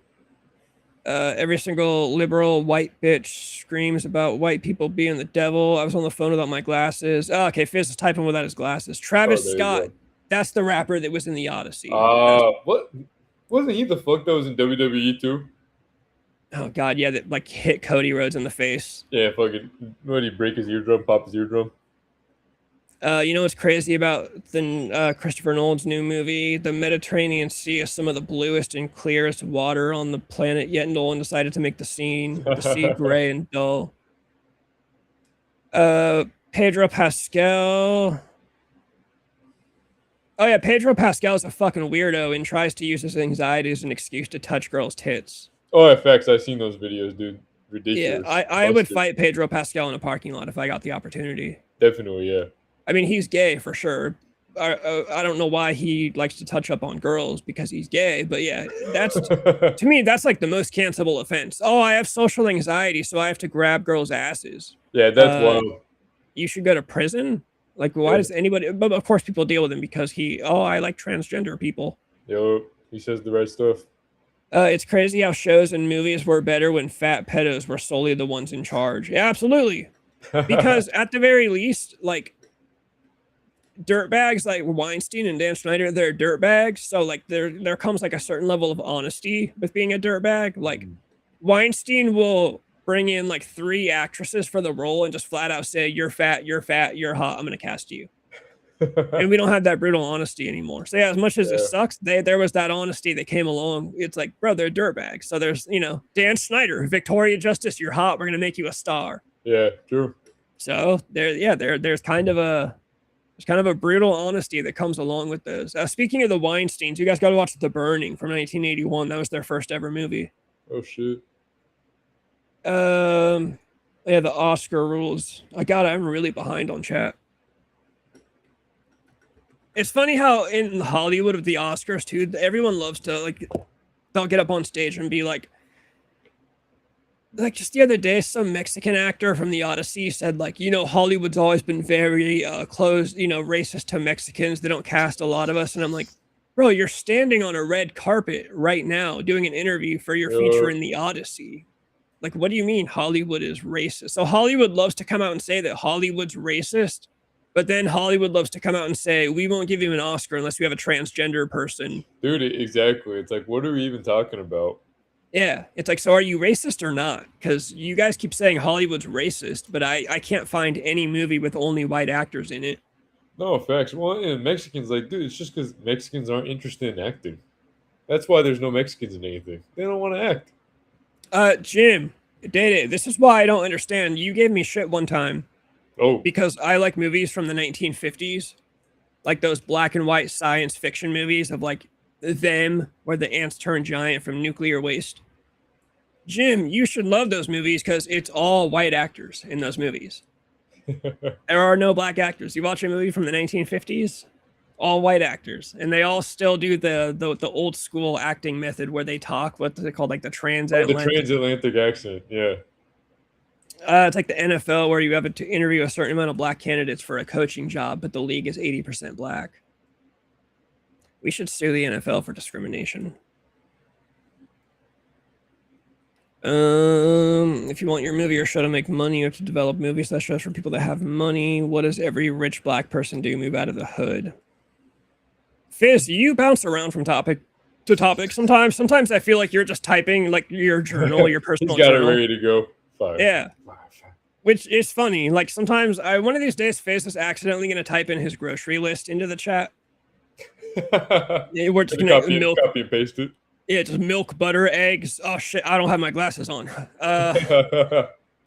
Jim says, yeah, they flooded white states with migrants on purpose. Go look up the white population of Minnesota in 1990 compared to today. Dude, look up the white population in any state in 1990 compared to today. There's probably not a single state with more white people. Or Well, that has more white especially people now than back then. especially Minnesota, bro. You think about Minnesota. That used to be like Canada Light, bro. It used to be all white people. Let me see.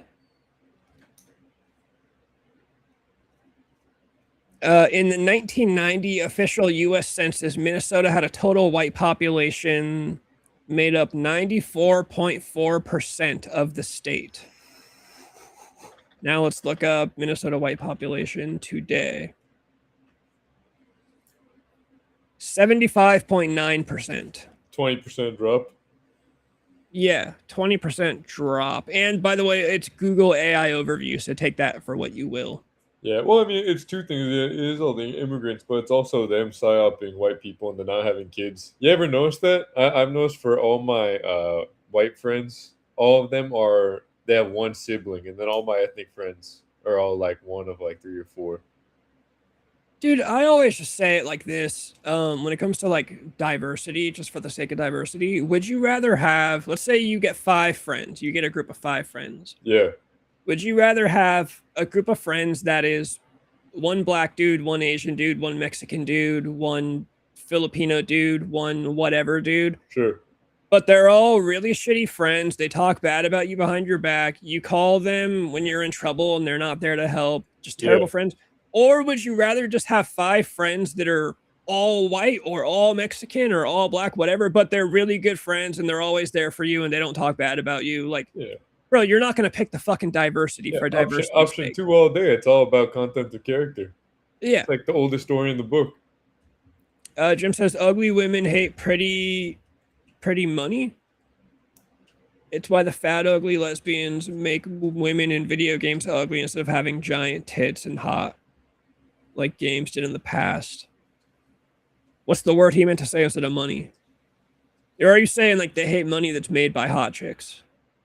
Because, yeah, no hot chick was actually upset by Sydney Sweeney's jeans commercial. There was not a single video of a hot chick talking bad about Sydney Sweeney. Yeah. Jim says, yeah, they can't name a new band because new bands don't get pushed out. That's what I'm saying. So, of course, no one can name new bands. That's because there's no radio, though. When you can pick whatever you want to listen to, why would I pick the random band that I never heard of? Yeah. And, yeah, no, bands in general, the even just like the model of a band is dying. They would rather just have like Machine Gun Kelly. It's all solo acts because when you have a band of 5 dudes and they're all on equal, like when a record label signs Motley Crue, they have to pay Vince, Tommy, Nikki, and Mick what they're paying them. They have to bail, either or all of them, whatever, out of jail every night on tour. They have to take care of all of them. They have to pay them all the same. If you just sign Machine Gun Kelly, you just pay him a lot of money, and then he gets to handle paying for his backup guitarist and his band and his drummer. And if he gets arrested, they just have to worry about him. And if his backup guitarist gets arrested on tour, they say, fuck him, you can hire someone new. Well, and for making the music in the studio, it's not like they need good studio musicians either. It's all just on their fucking laptop. Yeah. Back in the day, they used to have bands, like one of the most famous session bands was called the Wrecking Crew from the 1960s. Yeah. And they were basically bands that would record albums for famous bands. So you think about like the Byrds, any famous band from the 60s you could think of, somebody from the Wrecking Crew played on it. Yeah. And the way it works is just that, and this, even me and my band did this, where sometimes like your guitar player might be great for your band. He might write the best songs and play really well live, but recording in a studio is just a totally different game. So like sometimes, the last time we recorded, our singer recorded some of the drum parts for the drummer just because he happened to play them better in a studio setting. And so a lot of the times you'd hear an album from some rock band from the 60s, and really it was the Wrecking Crew. When they signed Charles Manson, they tried to get him to make an album with the Wrecking Crew. But now the modern day version of that is just pushing buttons on the computer and making the music appear. Exactly. I think that's why music's so shitty. I've been looking into, like I said, I've been watching a YouTube channel about lots of like 70s, 80s music shit. Dude, the reason why Michael Jackson Thriller is so good is because all those tracks, it's all fucking Toto that's doing the music for the studio session. I'm like, oh, dude, It's no wonder music used to sound so fucking good. You had real talented musicians making all this music. Nowadays, it's just on a fucking computer. Fizz, that's who it was, that Mexican actor that I was talking about, who has been in like 300 movies talking about how Hollywood is I was gonna racist. say, and John, real fucking Mexican name, Yeah. buddy. You're American. Get over it. You know, I'm you know, and I give a pass to Mexican people. I have soft spot for Mexicans, obviously. But dude, come on, your name's fucking John. Get over it, bro. I fucking hate Greta Van Fleet. They probably would be a way more popular band if they were around in the 80s, or maybe not. I don't know. 90s was kind of cruel to a lot of bands and kind of weird, but I still think if Greta Van Fleet was around in the 80s or 90s, they would still be called Led Zeppelin Mini, because it's undeniable they are Led Zeppelin What do Mini. you mean cruel to the bands in the 90s? What do you mean? Well, like in the 90s, if you were in a like any kind of 80s rock band, you were immediately treated like a joke. It's funny you say that because Daryl Hall says the same thing. He said that like every industry has its golden age, and music ended in 1990. So in the 90s, Nirvana and Alice in Chains, Yeah, as much as I like those bands, they did this really gay shit where they made it really cool to be like apathetic and I'm too cool to be here. yeah. So like you go watch any interview with like Nirvana and the whole time Kurt's pouting and going, I fucking hate interviews. I don't, bro, you signed a major label record deal, you faggot. Like you Pearl Jam MTV Video Award, and Yeah. Eddie Vedder literally gets on the mic and goes, I'm sure this is way more important to a lot of people than it is to me. But bro, you signed a major label record deal, you fucking faggot. Yeah, you got to deal with it. Because Yeah. of that, it made all, because every band before that in the 80s, 70s, and 60s, they were all, we're proud to be who we worked really hard for this. We're gonna party Yes. hard, and they were rock stars. Yeah. But being a rock star in the 90s became not cool. That's why it's full of dudes with their hair in their faces crying about life. And then if you were shit. like a dude that wasn't crying about life with your hair in your face, you became not cool. You think that's what inspired everyone? Because you know we're kind of in the society where trying hard is considered like corny. You think that's where all that comes from? Yeah, it comes from the 90s. Fuck, you're kidding. The whole grunge thing made like trying not cool. Because before that, you had fucking Poison with like fireworks on stage wearing Yeah. pink ribbons and spandex and makeup and shit. Yeah. But then you got to Nirvana, which it makes sense because, like I've always said, grunge was like the hard reset for rock music because hair metal took rock to like the most extreme it could get, as far as like flamboyance and attitude and partying, and so then it needed a hard reset. Grunge was basically like if the world got nuked and went back to the caveman era. Grunge is the caveman era of rock, but it just, people are just kind of still stuck on that. And then it got worse when you got to the 2000s and like the Strokes came along and the White Stripes, and they were doing like the whole minimalist indie thing and like, yeah, we don't like bands that are sexist toward women because, you know, fuck the patriarchy. Dude, it's been over for a while. It's been over since 9/11. Death Spit is spot on right here, honestly. You really think so? Because I agree, of course, but it sucks to admit because I did love my childhood, and I think the world was cool up until about 2012, 2013, maybe even 2014. But I do have to acknowledge, if I'm comparing 2011 to 1984, I would of course rather fucking 1984. Transgender people is the workaround to get white people in the industry. So we all do just need to suck it up and identify as transgender. Nah, you gotta roll non-binary. They literally can't prove nothing. Yeah, that's what I would say, non-binary. Yeah, they can't prove shit. The Rooney Rule is the NFL thing. What's funny is a black coach didn't get a job for a few years, and then he sued the team for discrimination. John Leguse, whatever, is credited as an actor in 171 shows and movies, 31 producer credits, 15 writer credits. Yeah, no, and he's going to talk about Hollywood being racist toward Mexicans. So now, why would any NFL team give that nigger a job interview if they know he might sue them if they don't hire them? Well, they're going to give him a job either way because, you know, they can't be racist.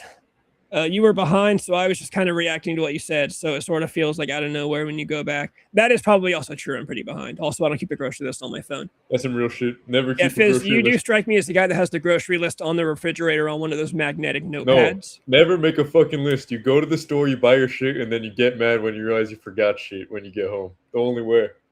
One of the worst things about You're like, I know I'm like 20 minutes behind. Now, fuck it. I'm skipping the current. We're going current. Fuck all the old chats. I actually pretty much am caught up.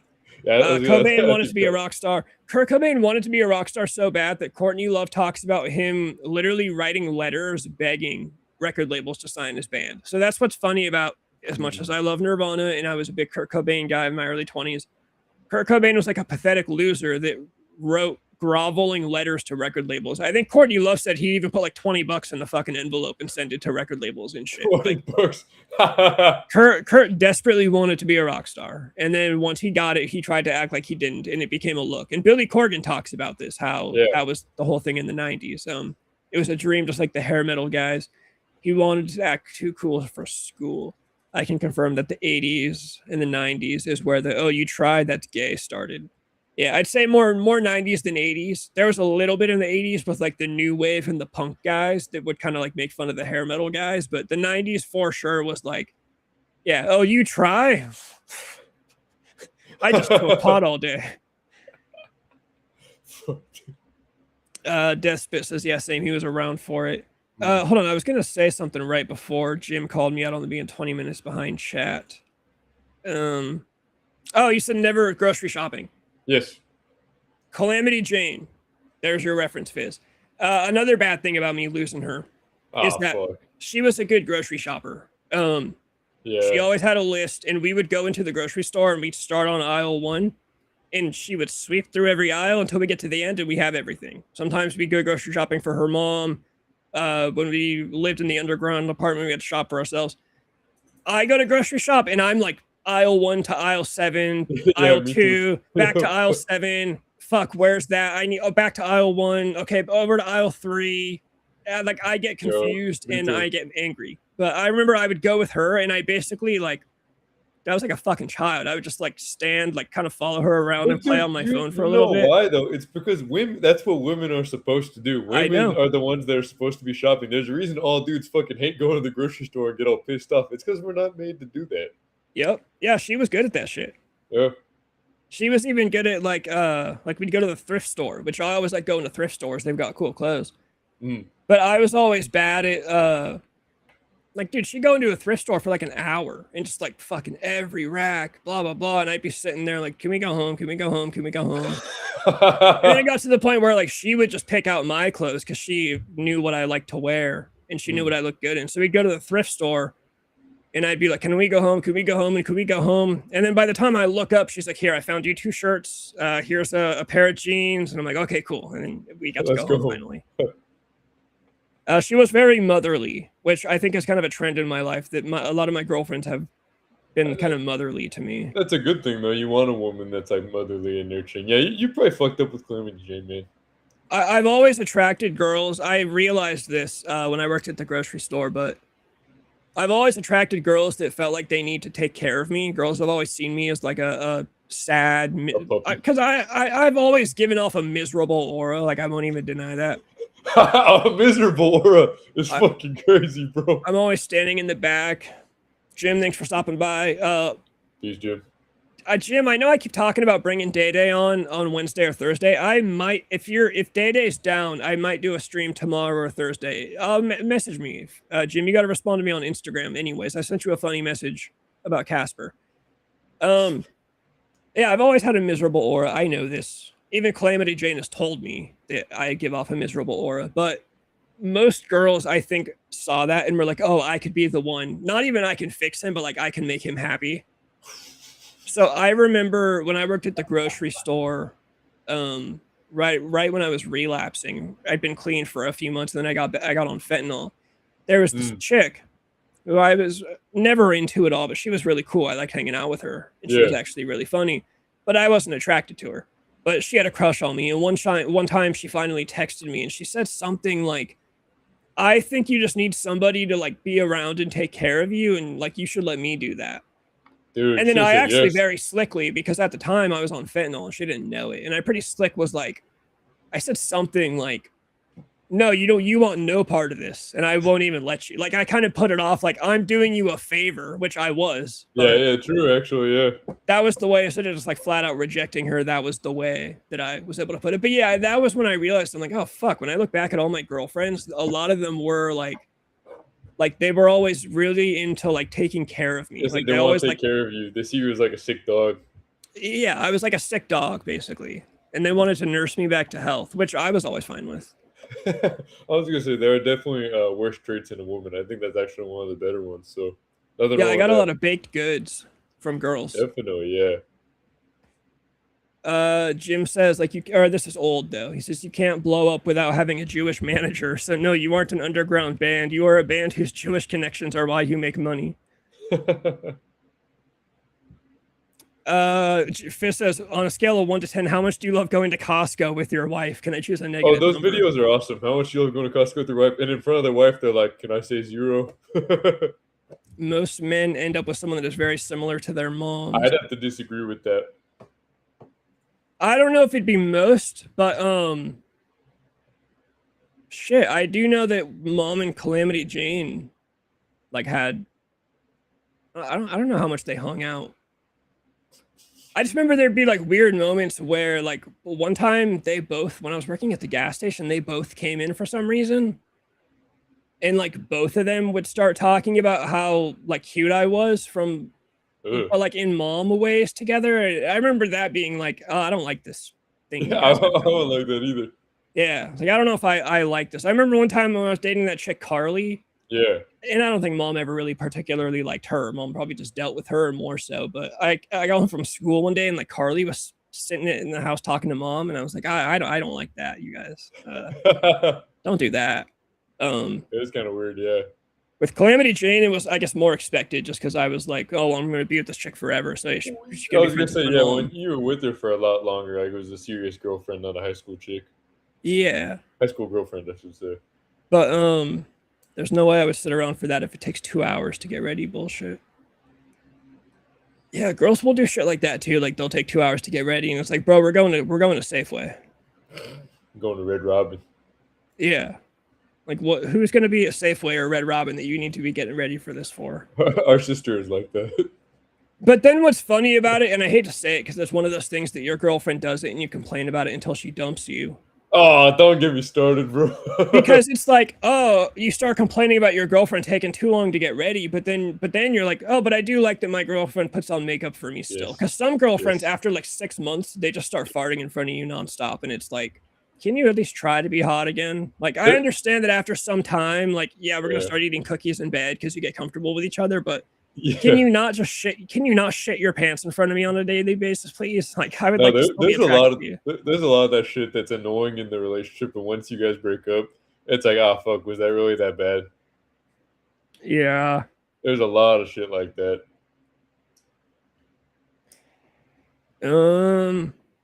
If you can't be ready at the drop of a hat, ain't nobody got time for that. I'd have to disagree, Fizz. I agree with Beckett. I think it's nice when your chick gets nice for you. It's a give or take. It depends on what it's for. Who else is on YouTube besides Fizz and Deathspit? I think there's like 4 other people that says they're on YouTube. I don't know. If you're on the YouTube end, can you hit the like button? And if you're ghost viewing, make sure to leave a comment and say what's up. Do we have that hype button? Has anyone ever seen that? I have seen that. I've only seen it like browsing through the fucking thumbnails. They'll say like hyped with a little star next to it. Okay, I'm looking at us live right now. We don't have the hype button. I've seen some videos get that. I think it's because we're not hyped. We don't have a lot of audience right now. But you get hyped because people hype you. Oh, that's what that is? That's funny. I didn't know that. People hype videos. It's supposed to be for like smaller creators. People hype the videos and then the algorithm pushes it more. I thought that was the algorithm picking up on videos that are taking off and they're like, oh, this is hyped up right now. Dude, oh yeah, hype the fucking video. I don't see it for us though. Yeah, I'm sure we don't have access to it. Probably there's a channel I watch called Hair Metal Guru, and he always has the hype button available, and he always reminds people, can you click the hype button? Because, yeah, it boosts the algorithm. That shit does work, because I see the hype tagline on a lot of thumbnails, bro. But that's if it's ever there, someone click it and let me know how it goes. But while you guys are here, yeah, someone should hit the like button. Despot says the chick he came closest to marrying was a lot like the women in my family. Not in looks, just tendencies. Seems weird. No, that's not weird, bro. It makes sense. And I think that is a thing. Like there have been studies, people do end up a lot of them will end up with, you know, Well, it makes doesn't have sense. to You be know, like you're going doesn't to have be to with be like someone your that you're mom. familiar with, in a sense. And it's the same way that girls go after a dude that looks just like the dad that fucked them when they were a child. All right, I'll see you guys next time. Have a good one. Jeez, dude, come on. Well, I mean, you can't even say I'm wrong about that one. You look like the guy? No, I'm just saying, girls will typically, you know, a lot of the time, girls will go after girls that have a loving and caring father that teaches them to be confident and respect themselves. They go after men that are also successful and loving and caring. This is true. This is true. Girls that have no fathers go after guys like me because there's a reason for that. Yeah. It's probably, I hate to say it, but a lot of it probably is Sigmund Freud type shit. Nah, he's wrong on a lot of shit though. But I think there are some rare victories. I think your point that you just said is true. Like if a girl has a good dad, she's gonna go after a guy that's good. But if a girl has no dad or a shitter dad that fucking touched her, yeah, she's gonna go after dirtbags. Not to say you're a dirtbag. I don't think that, of course, but. And then girls that, you know, to keep joking in the extreme way, girls that had dads that did shit like that to them as kids, those girls become whores because they believe that all of their worth is in what they can do sexually. Yes. Because they grew up thinking that, well, my dad loved me because he plowed me. So that's how I get love from dudes, is by doing that. The Sabrina Carpenter method of, what is the lyrics? If you need my love, my clothes are off. I'm coming over to your place, which is something like that. Yeah. Very cringe lyric, but also it's just like, bro, you really gotta. I don't know. I feel bad for. I do feel bad for the former Disney stars because I think about it's total like online behavior. So Sabrina Carpenter, a grown adult with her own career, can make her own decisions, plays these shows where she gets half naked and gets in the Eiffel Tower and shit. Yeah. Then you got all these moms who, instead of going to their young daughters and saying, hey, you're not allowed to listen to this music anymore, they go on the internet and they try to get in contact with Sabrina Carpenter and say, hey, you need to stop doing that. Yeah. The internet has given people way too much like pretend access to celebrities to where moms think they can go on the internet and tell other grown women how to run their careers, when it's like, you could just go to your 12-year-old daughter and tell her to stop listening to whorish music. You're not listening to this shit anymore. Yeah, you could just actually be a mom instead of bitching at a celebrity on Twitter like a fucking retard. You could easily change your daughter's behavior. You're never going to change Sabrina Carpenter's behavior. A couple there condition to believe, bro. If there's any proof that Hollywood is fucked, it's just That's for damn sure. Yeah, dude. Disney used to be goated. You think about how sick they were back in the day, and now it's just. I saw a devastating tweet about Pixar. What? God, I wish. Did I fucking save that one? Fuck you. Oh, I'm gonna be so devastated if I didn't save that one, because now that got brought up, it was like the truest fucking thing about Pixar. Oh, I have to quit the whole YouTube channel now because I didn't save that tweet, I don't think. What did it say? What can you remember? Hold on, I'm still looking because it could still be here.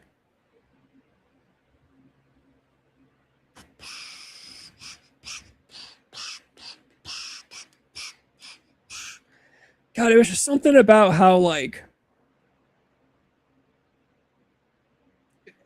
Disney Pixar used to release like the best movie of the year every year, and it was this sweet movie about like toys becoming better friends. And now they release a movie every 5 years that's about like Polynesian girls who got abortions or something. Yeah, true. And I'm not even doing it justice at all. I know I'm not, because it was way better than that, but it was just something along the lines of how goated Disney Pixar used to be and how bullshit it is nowadays. Yeah. Lord Despot says this kind of ties into earlier talking about you can't beat rock stars anymore because you can't elevate someone that you can argue with on Twitter. Dude, absolutely, it kills the fan and artist vibe, he says. And I agree. I actually think it's the same thing in basketball. There's a reason Michael Jordan is looked at in such like a fucking mythical aura. It's because no one knew anything about him. LeBron is on Instagram eating tacos on Tuesday with his family. You're just never going to be as cool. Rob Zombies talked about that. Yeah. So I talked about it on stream with Mark and Annie a long time ago. My example was, you know why Robert Plant from Led Zeppelin was so cool? Yeah. Because you knew nothing about him. All you knew Exactly. was that he was a guy that wore the shirt of the girl he fucked the night before on stage, Yeah. and he played the best rock show you'd ever seen. You couldn't go on Twitter and see his retarded political ideas. Yeah. And this was when Rob Zombie was talking about meet and greets. He was saying the meet and greet has killed Rockstar Aura. He was like, dude, when I was a kid, I couldn't pay $40 to just meet Ozzy Osbourne. Like, Yeah. Ozzy was the Prince of Darkness because I never met, like, he's like, I thought he slept in a coffin. Yeah, for all you know, he did. Yeah. Nowadays, you see him, I mean, that got destroyed with Meet the Osbournes way back then. It's But the same fucking thing with wrestling, kayfabe. Like, I really thought The Undertaker had fucking powers and Kane was really fucking with the fire and all that shit.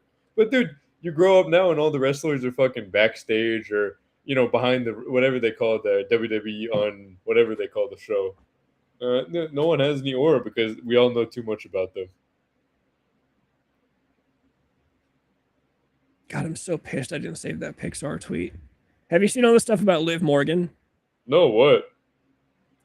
Twitter is being so fucking faggotish. What'd she do? Morgan has a boyfriend. Of course she does. I'm not surprised. And apparently this boyfriend is MAGA. Wow, I can't believe it. And apparently the boyfriend has a mother who's a member of a church that these people claim this church supports conversion therapy.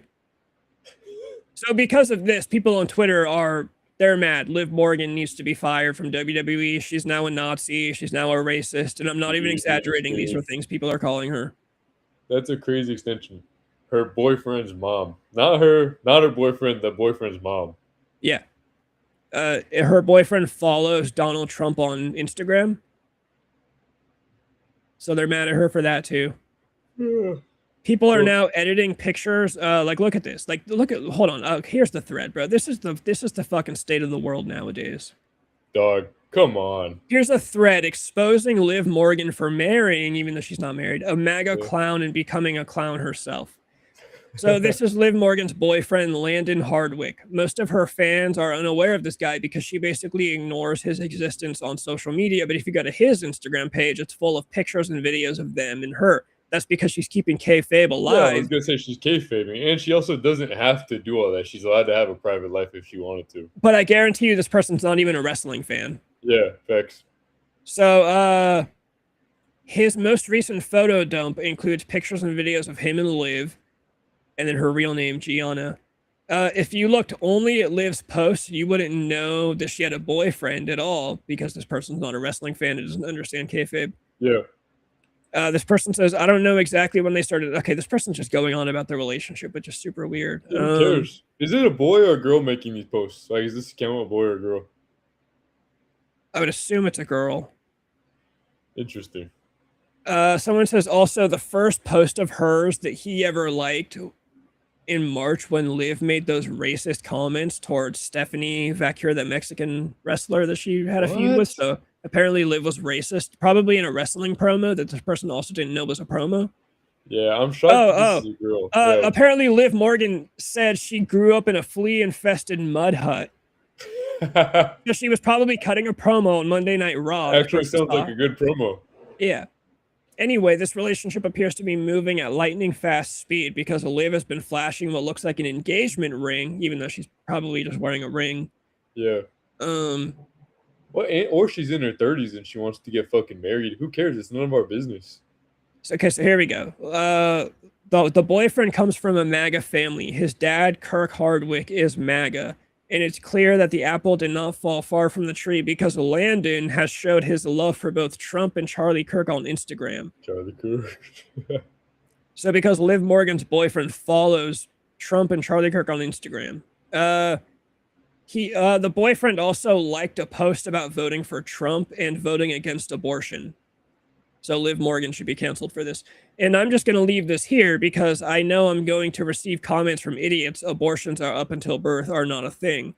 Late-term abortions are extremely rare, so this person's justifying late-term abortions anyways. Of course, yeah, this person is digging through the Instagram and Twitter of Liv Morgan's boyfriend. Dude, get a fucking life. Get a fucking life, bro, please. Recently, her boyfriend was caught following a homophobic MAGA influencer named Duke Gomez. You know that curly-haired guy that makes those funny reaction videos? Oh, that guy is funny. Yeah, I've seen this guy. Yeah. If you follow this guy, this person on Twitter thinks you're a Nazi or MAGA. Like you're MAGA just because you follow this guy on Instagram. Jeez. In fact, Duke Gomez is not only homophobic, or not the only homophobic account that he follows. He also follows the Babylon Bee. Oh, shiver me timbers. Shiver me timber, Senator. He also follows the George Jenko Show, a Christian podcast. Which George apparently Jenko's that's a heretic, but yeah. Yeah, that's not good. You can't follow a Christian podcast, even though it sounds like Christians have problems with him. Yeah, I was gonna say, yeah, and dude, George Jenko is like a complete like lib light Christian. He's not even serious. So for them, Yeah, I've always thought he was kind of a faggot. Yeah, for them to get on this guy for following George Jenko of all people, I'm like, dude, this person clearly has no idea about anything they're talking about. And that spit's fucking hitting the fucking nail on the head. He says shit libs are not indigenous wrestling fans. Southerners are, and I hate the wrestling's been infiltrated. I think this is why I have a hard time getting into and staying into wrestling today, because the fan base is such a bunch of faggots now, bro. Everything has been infiltrated by them nowadays. Yeah, but wrestling, dude, like, wrestling used to be for the bros. It used to be sick. It used to be cool. And now it's like, I don't even know what the fuck happened. How did this happen? One of these tweets is also, I'm just going to point out that she bought a Tesla. So Liv Morgan bought a Tesla. Who gives a fuck, bro? Jeez. Yeah, no, this is wrestling Twitter nowadays. Oh, and then Liv Morgan's boyfriend liked a picture of Hunter with their animals that they hunted. Oh no. Yeah, no, these are the wrestling fans. If this person even is a wrestling fan, because like I said, it sounds like they got caught up by a promo.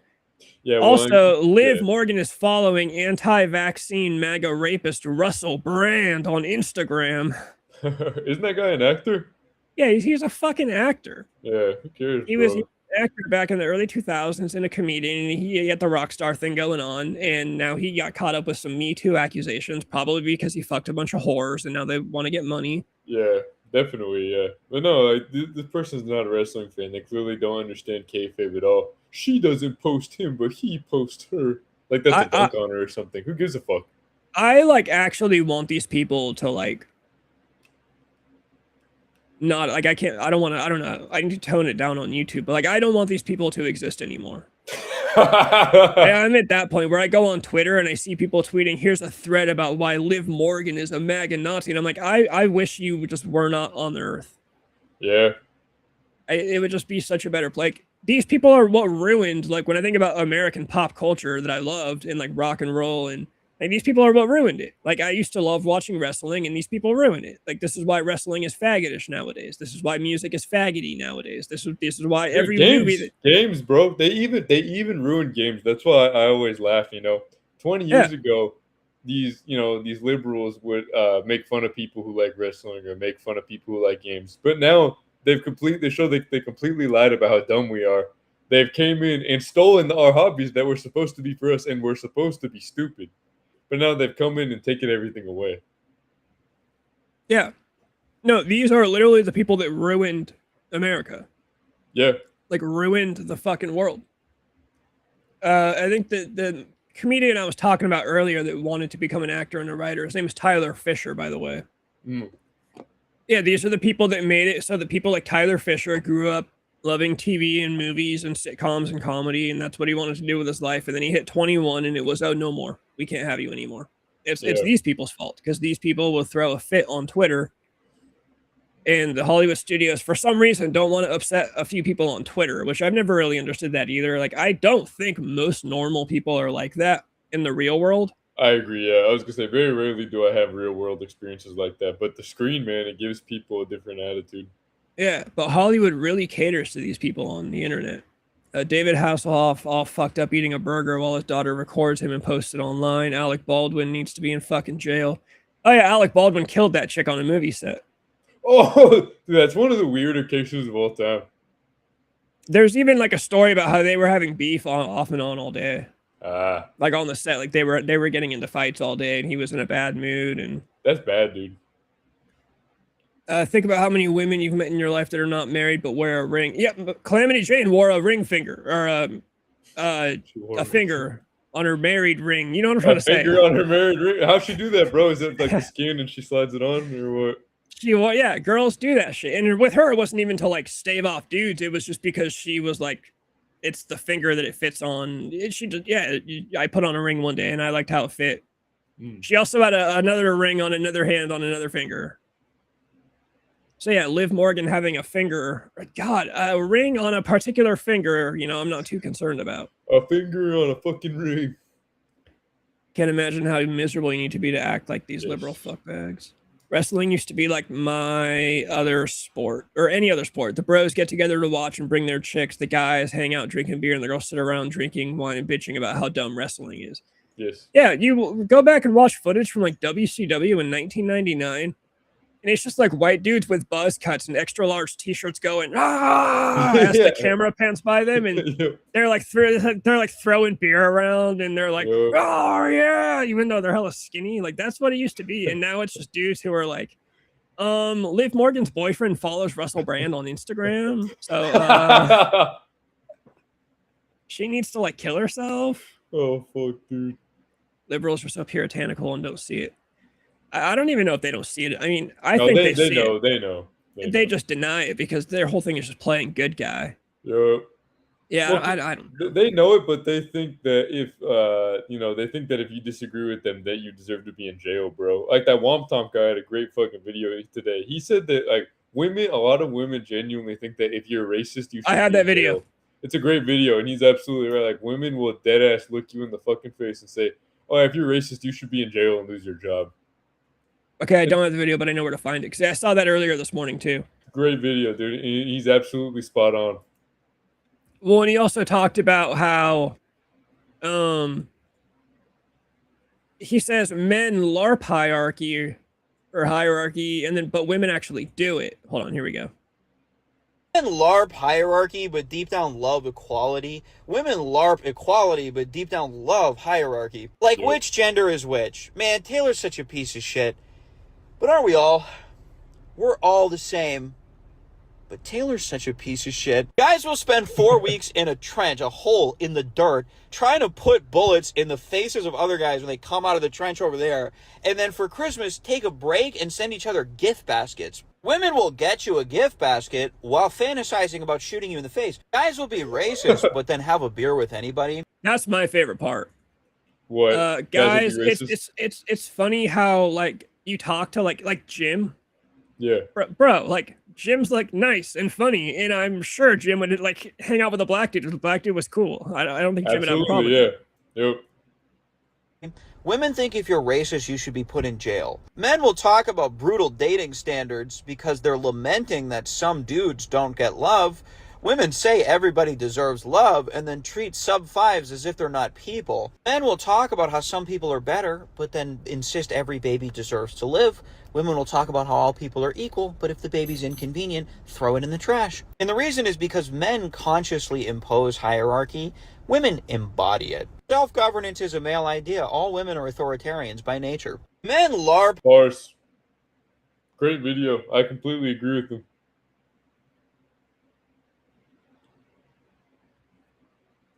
Fizz says, how can you trust black people when there's tons of videos of them saying, on my mama, on my kids, I ain't got no weapons or drugs on me, and then they got drugs and weapons on them. And guess what? You know what I think I was talking about with an old manager years ago. He was saying, he was like, you ever notice black people always say on my mama? It's always on my mama. But then with white people, it's always, I swear to God, I swear to God. And I was like, oh, I wonder if that has anything to do with the fact that like, I don't know, like white people are Christians and like answer to God, but then black people answer to their mom or I don't remember what it was, but I know we did get to the joke of it's always on my mama because it's never on my dad, of course. Yep. Which I guess, hold on, it's like watching body cam footage when some bitch gets busted for shoplifting, knows they have, dude, at the absolute depths of me and Calamity Jane doing heroin together. We used to go into the 99-cent store and steal top ramen. Dude. That is horrible. Those were our meals for the day. Couldn't even and she got caught. We were walking up to the front to leave, and the store manager was like waiting there for us. Yeah. And again, Calamity Jane was just like a brat, and just whatever her way was the way she wanted it, and it didn't matter what reality was. And the manager was like, I saw you put the shit in your bag, just take it out.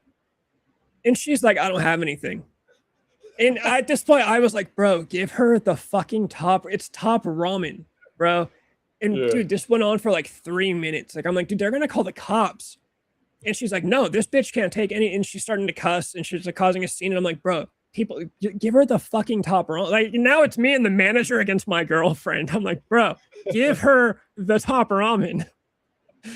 And she's like, I don't even have. And now she's like telling me that she doesn't have the top ramen. And I'm like, dude, bro, I was watching cover while you stole it, bro. Like, I know you have. That's actually something I almost respect about women, dude. They lie so much that they start to believe their own lies. Like, they genuinely start to believe it, bro. When she looked at me and she's like, I don't even know what this bitch is talking about. And I was like, dude, you are lost. And you are lost in your story right now. I respect it, but look, give her the 4 packs of top ramen.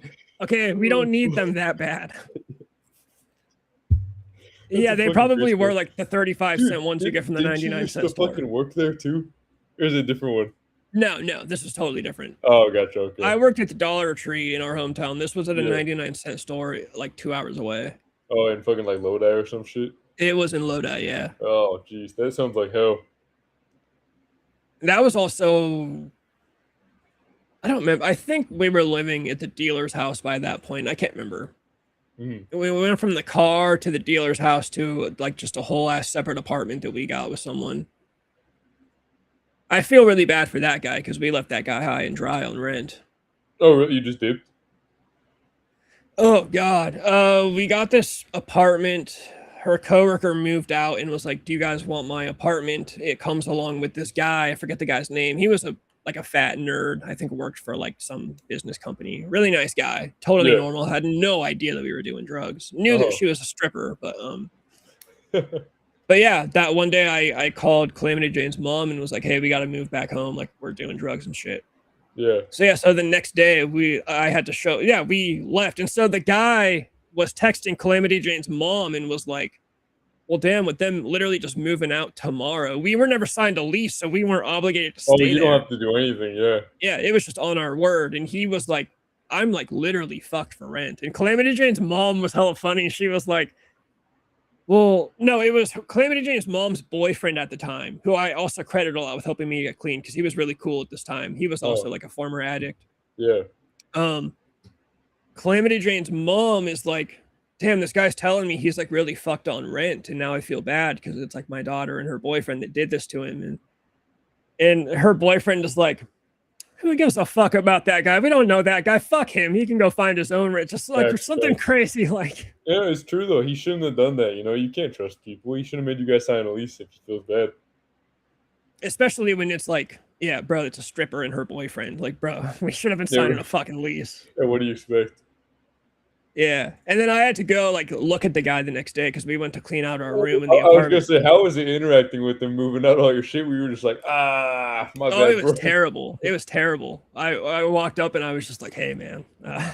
Dude, you're lucky he was a nerd. People would definitely fucking try and fight your ass over something like that. Oh yeah, no, he was a total nerd. He was like trying to be. The worst part is he was trying to be like understanding because it's like, oh yeah, these people are on drugs. They should get help, but at the same time, yeah. What about my rent?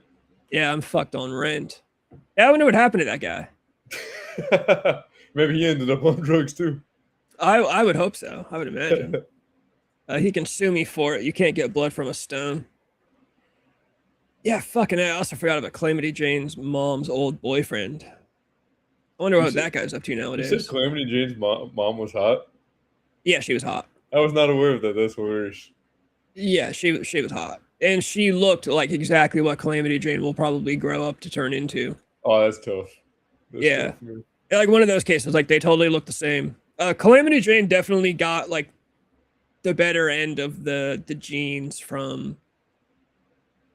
Okay, well now that I say that, she had a sister and a brother. She had a sister? I did not know this. No, I'm walking myself into a corner because the sister and the brother, they were both teenagers when I was with her. The sister was the youngest. When I was with her, her brother was like, I don't know, like 16 or 17. I used to buy him cigarettes and beer sometimes. Oh.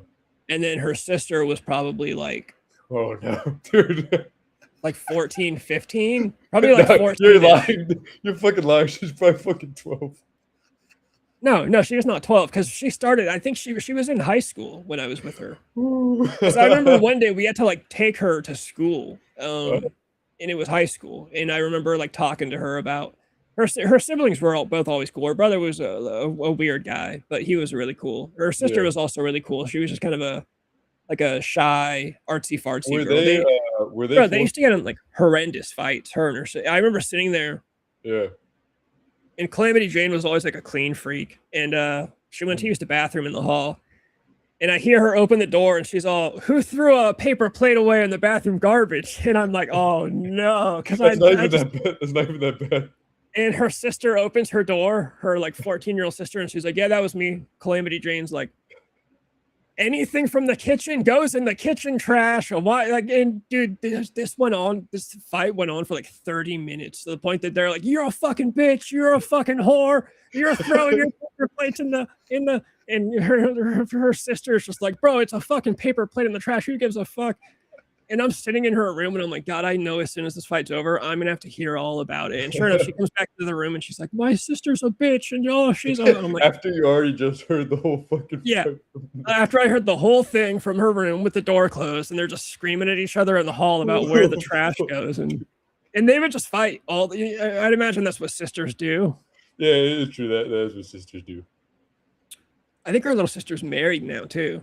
Oh fuck, that's crazy. Yeah, it's been that long. All I got to do is dodge paying for 7 years. Fizz is drinking, end up on my face, middle high school. No, why would I try to cover up? Like, why would I say, oh, high school? That's the one that's okay. Yeah, facts.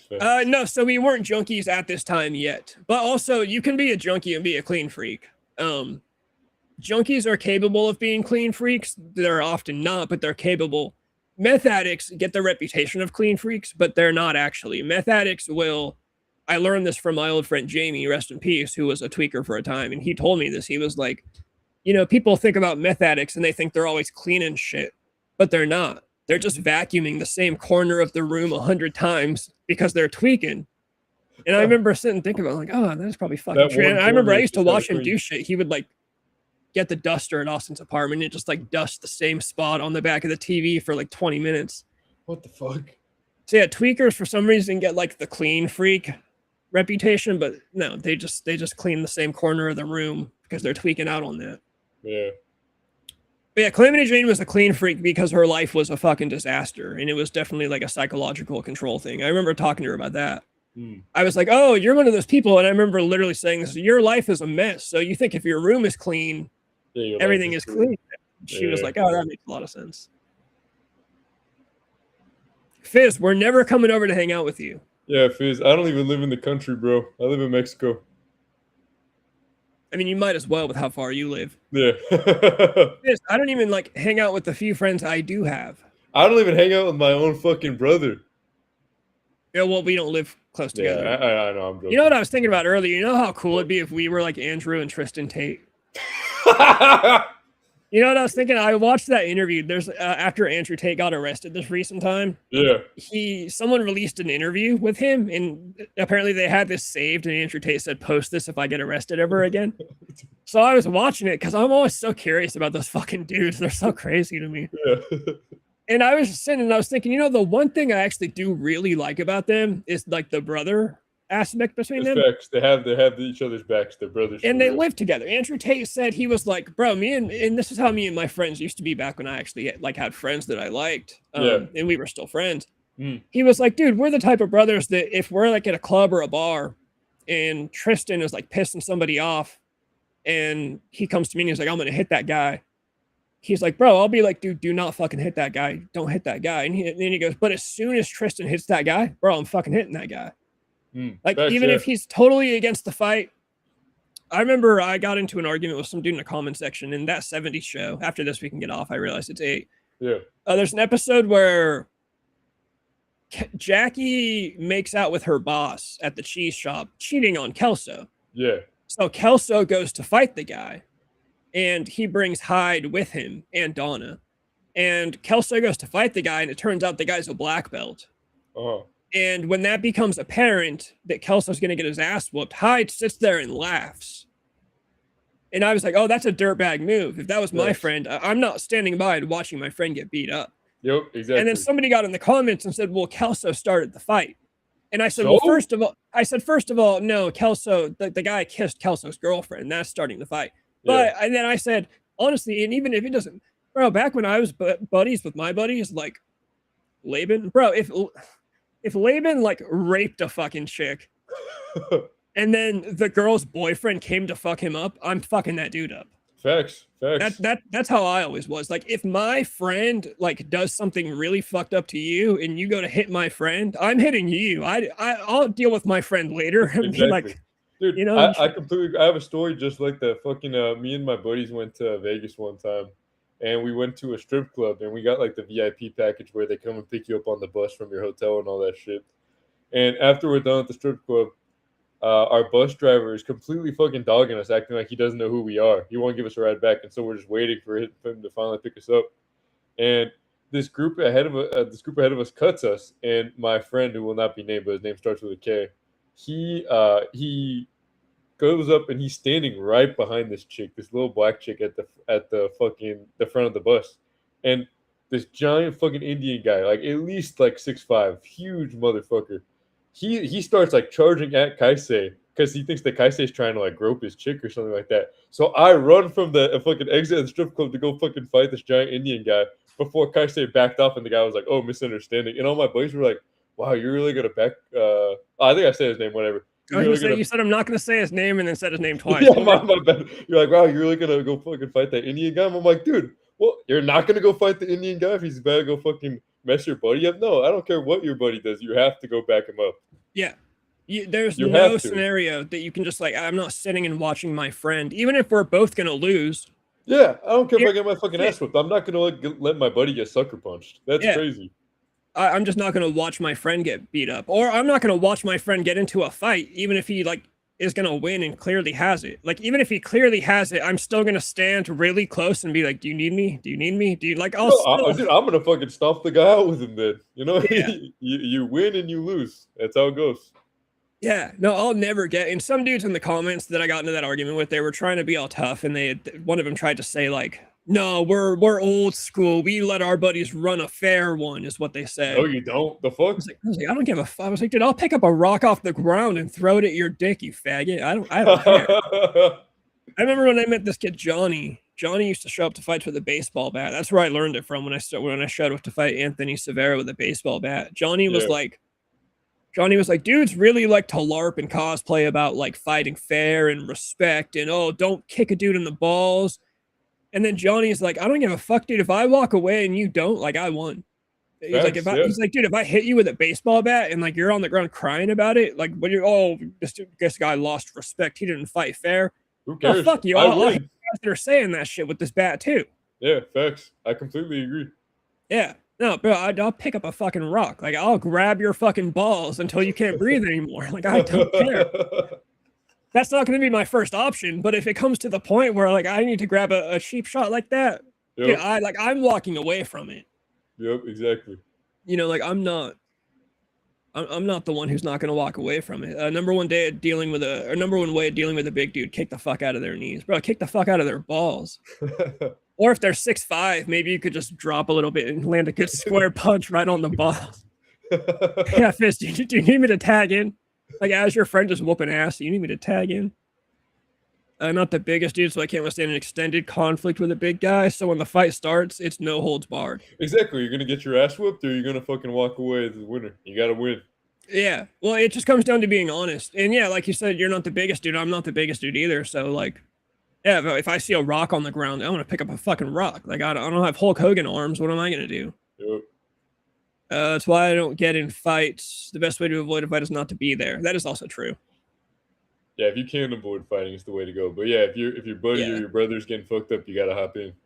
Yeah. And I've never understood any other mentality of like, yeah, I'll just watch my friend fight somebody. I think they don't really care about their friends. That's why I've always thought. Yeah, I think it's just that they don't actually want to fight. Yeah. And it's like nobody wants to fight. That's not the question. The question is like, what situation is your buddy in? Yeah, exactly. But yeah, that is the one thing I have always liked about the Tate brothers. It's the way that they're just like, yeah, Dude, if my brother dies, I die. Like, yep, okay, they know cool. that they have each other's backs. Dude, that is one thing. And they're pretty funny, I won't lie. Bro, I wish I could find that clip of them talking about the Mr. McMahon Janelle Grant case. Oh, yeah. That shit is funny. I'll have to find it and I'll bring it next time. Cause yeah, it was like Andrew was like reading off every present that he bought for her, and every time he'd read like every time he'd read an item, Tristan would yell like rapist, predator. So he'd be like Gucci bag, rapist, brand new Mercedes, predator. Like yeah, I gotta find the clip. It's perfect. Dude, I remember one time I was at a get together at one of my friends' houses who I didn't know any of his other friends that weren't from our friend group, and they were talking about the Vince McMahon shit since it was going on. And I was like, oh, she wasn't saying none of that shit when you was buying her a Mercedes. Dude, they looked like I called everyone the N-word. Like they were so offended. I was like, dude, it's true though. She wouldn't have been she wouldn't say all that shit if you was still buying her all that stuff. Did you see that case was probably getting dropped? I did. I just saw that today actually. It's probably, which really just proves that she wants money. Yeah, she's hot though. I won't lie. I saw a good picture of her. I was like, damn, I see why he got himself into all this. Yeah, Vince was totally right to shit on her head. Yeah, it's looking like he's just gonna give her money, and it's all gonna go away. No facts. All right, it's fucking 8:20. I got a dip.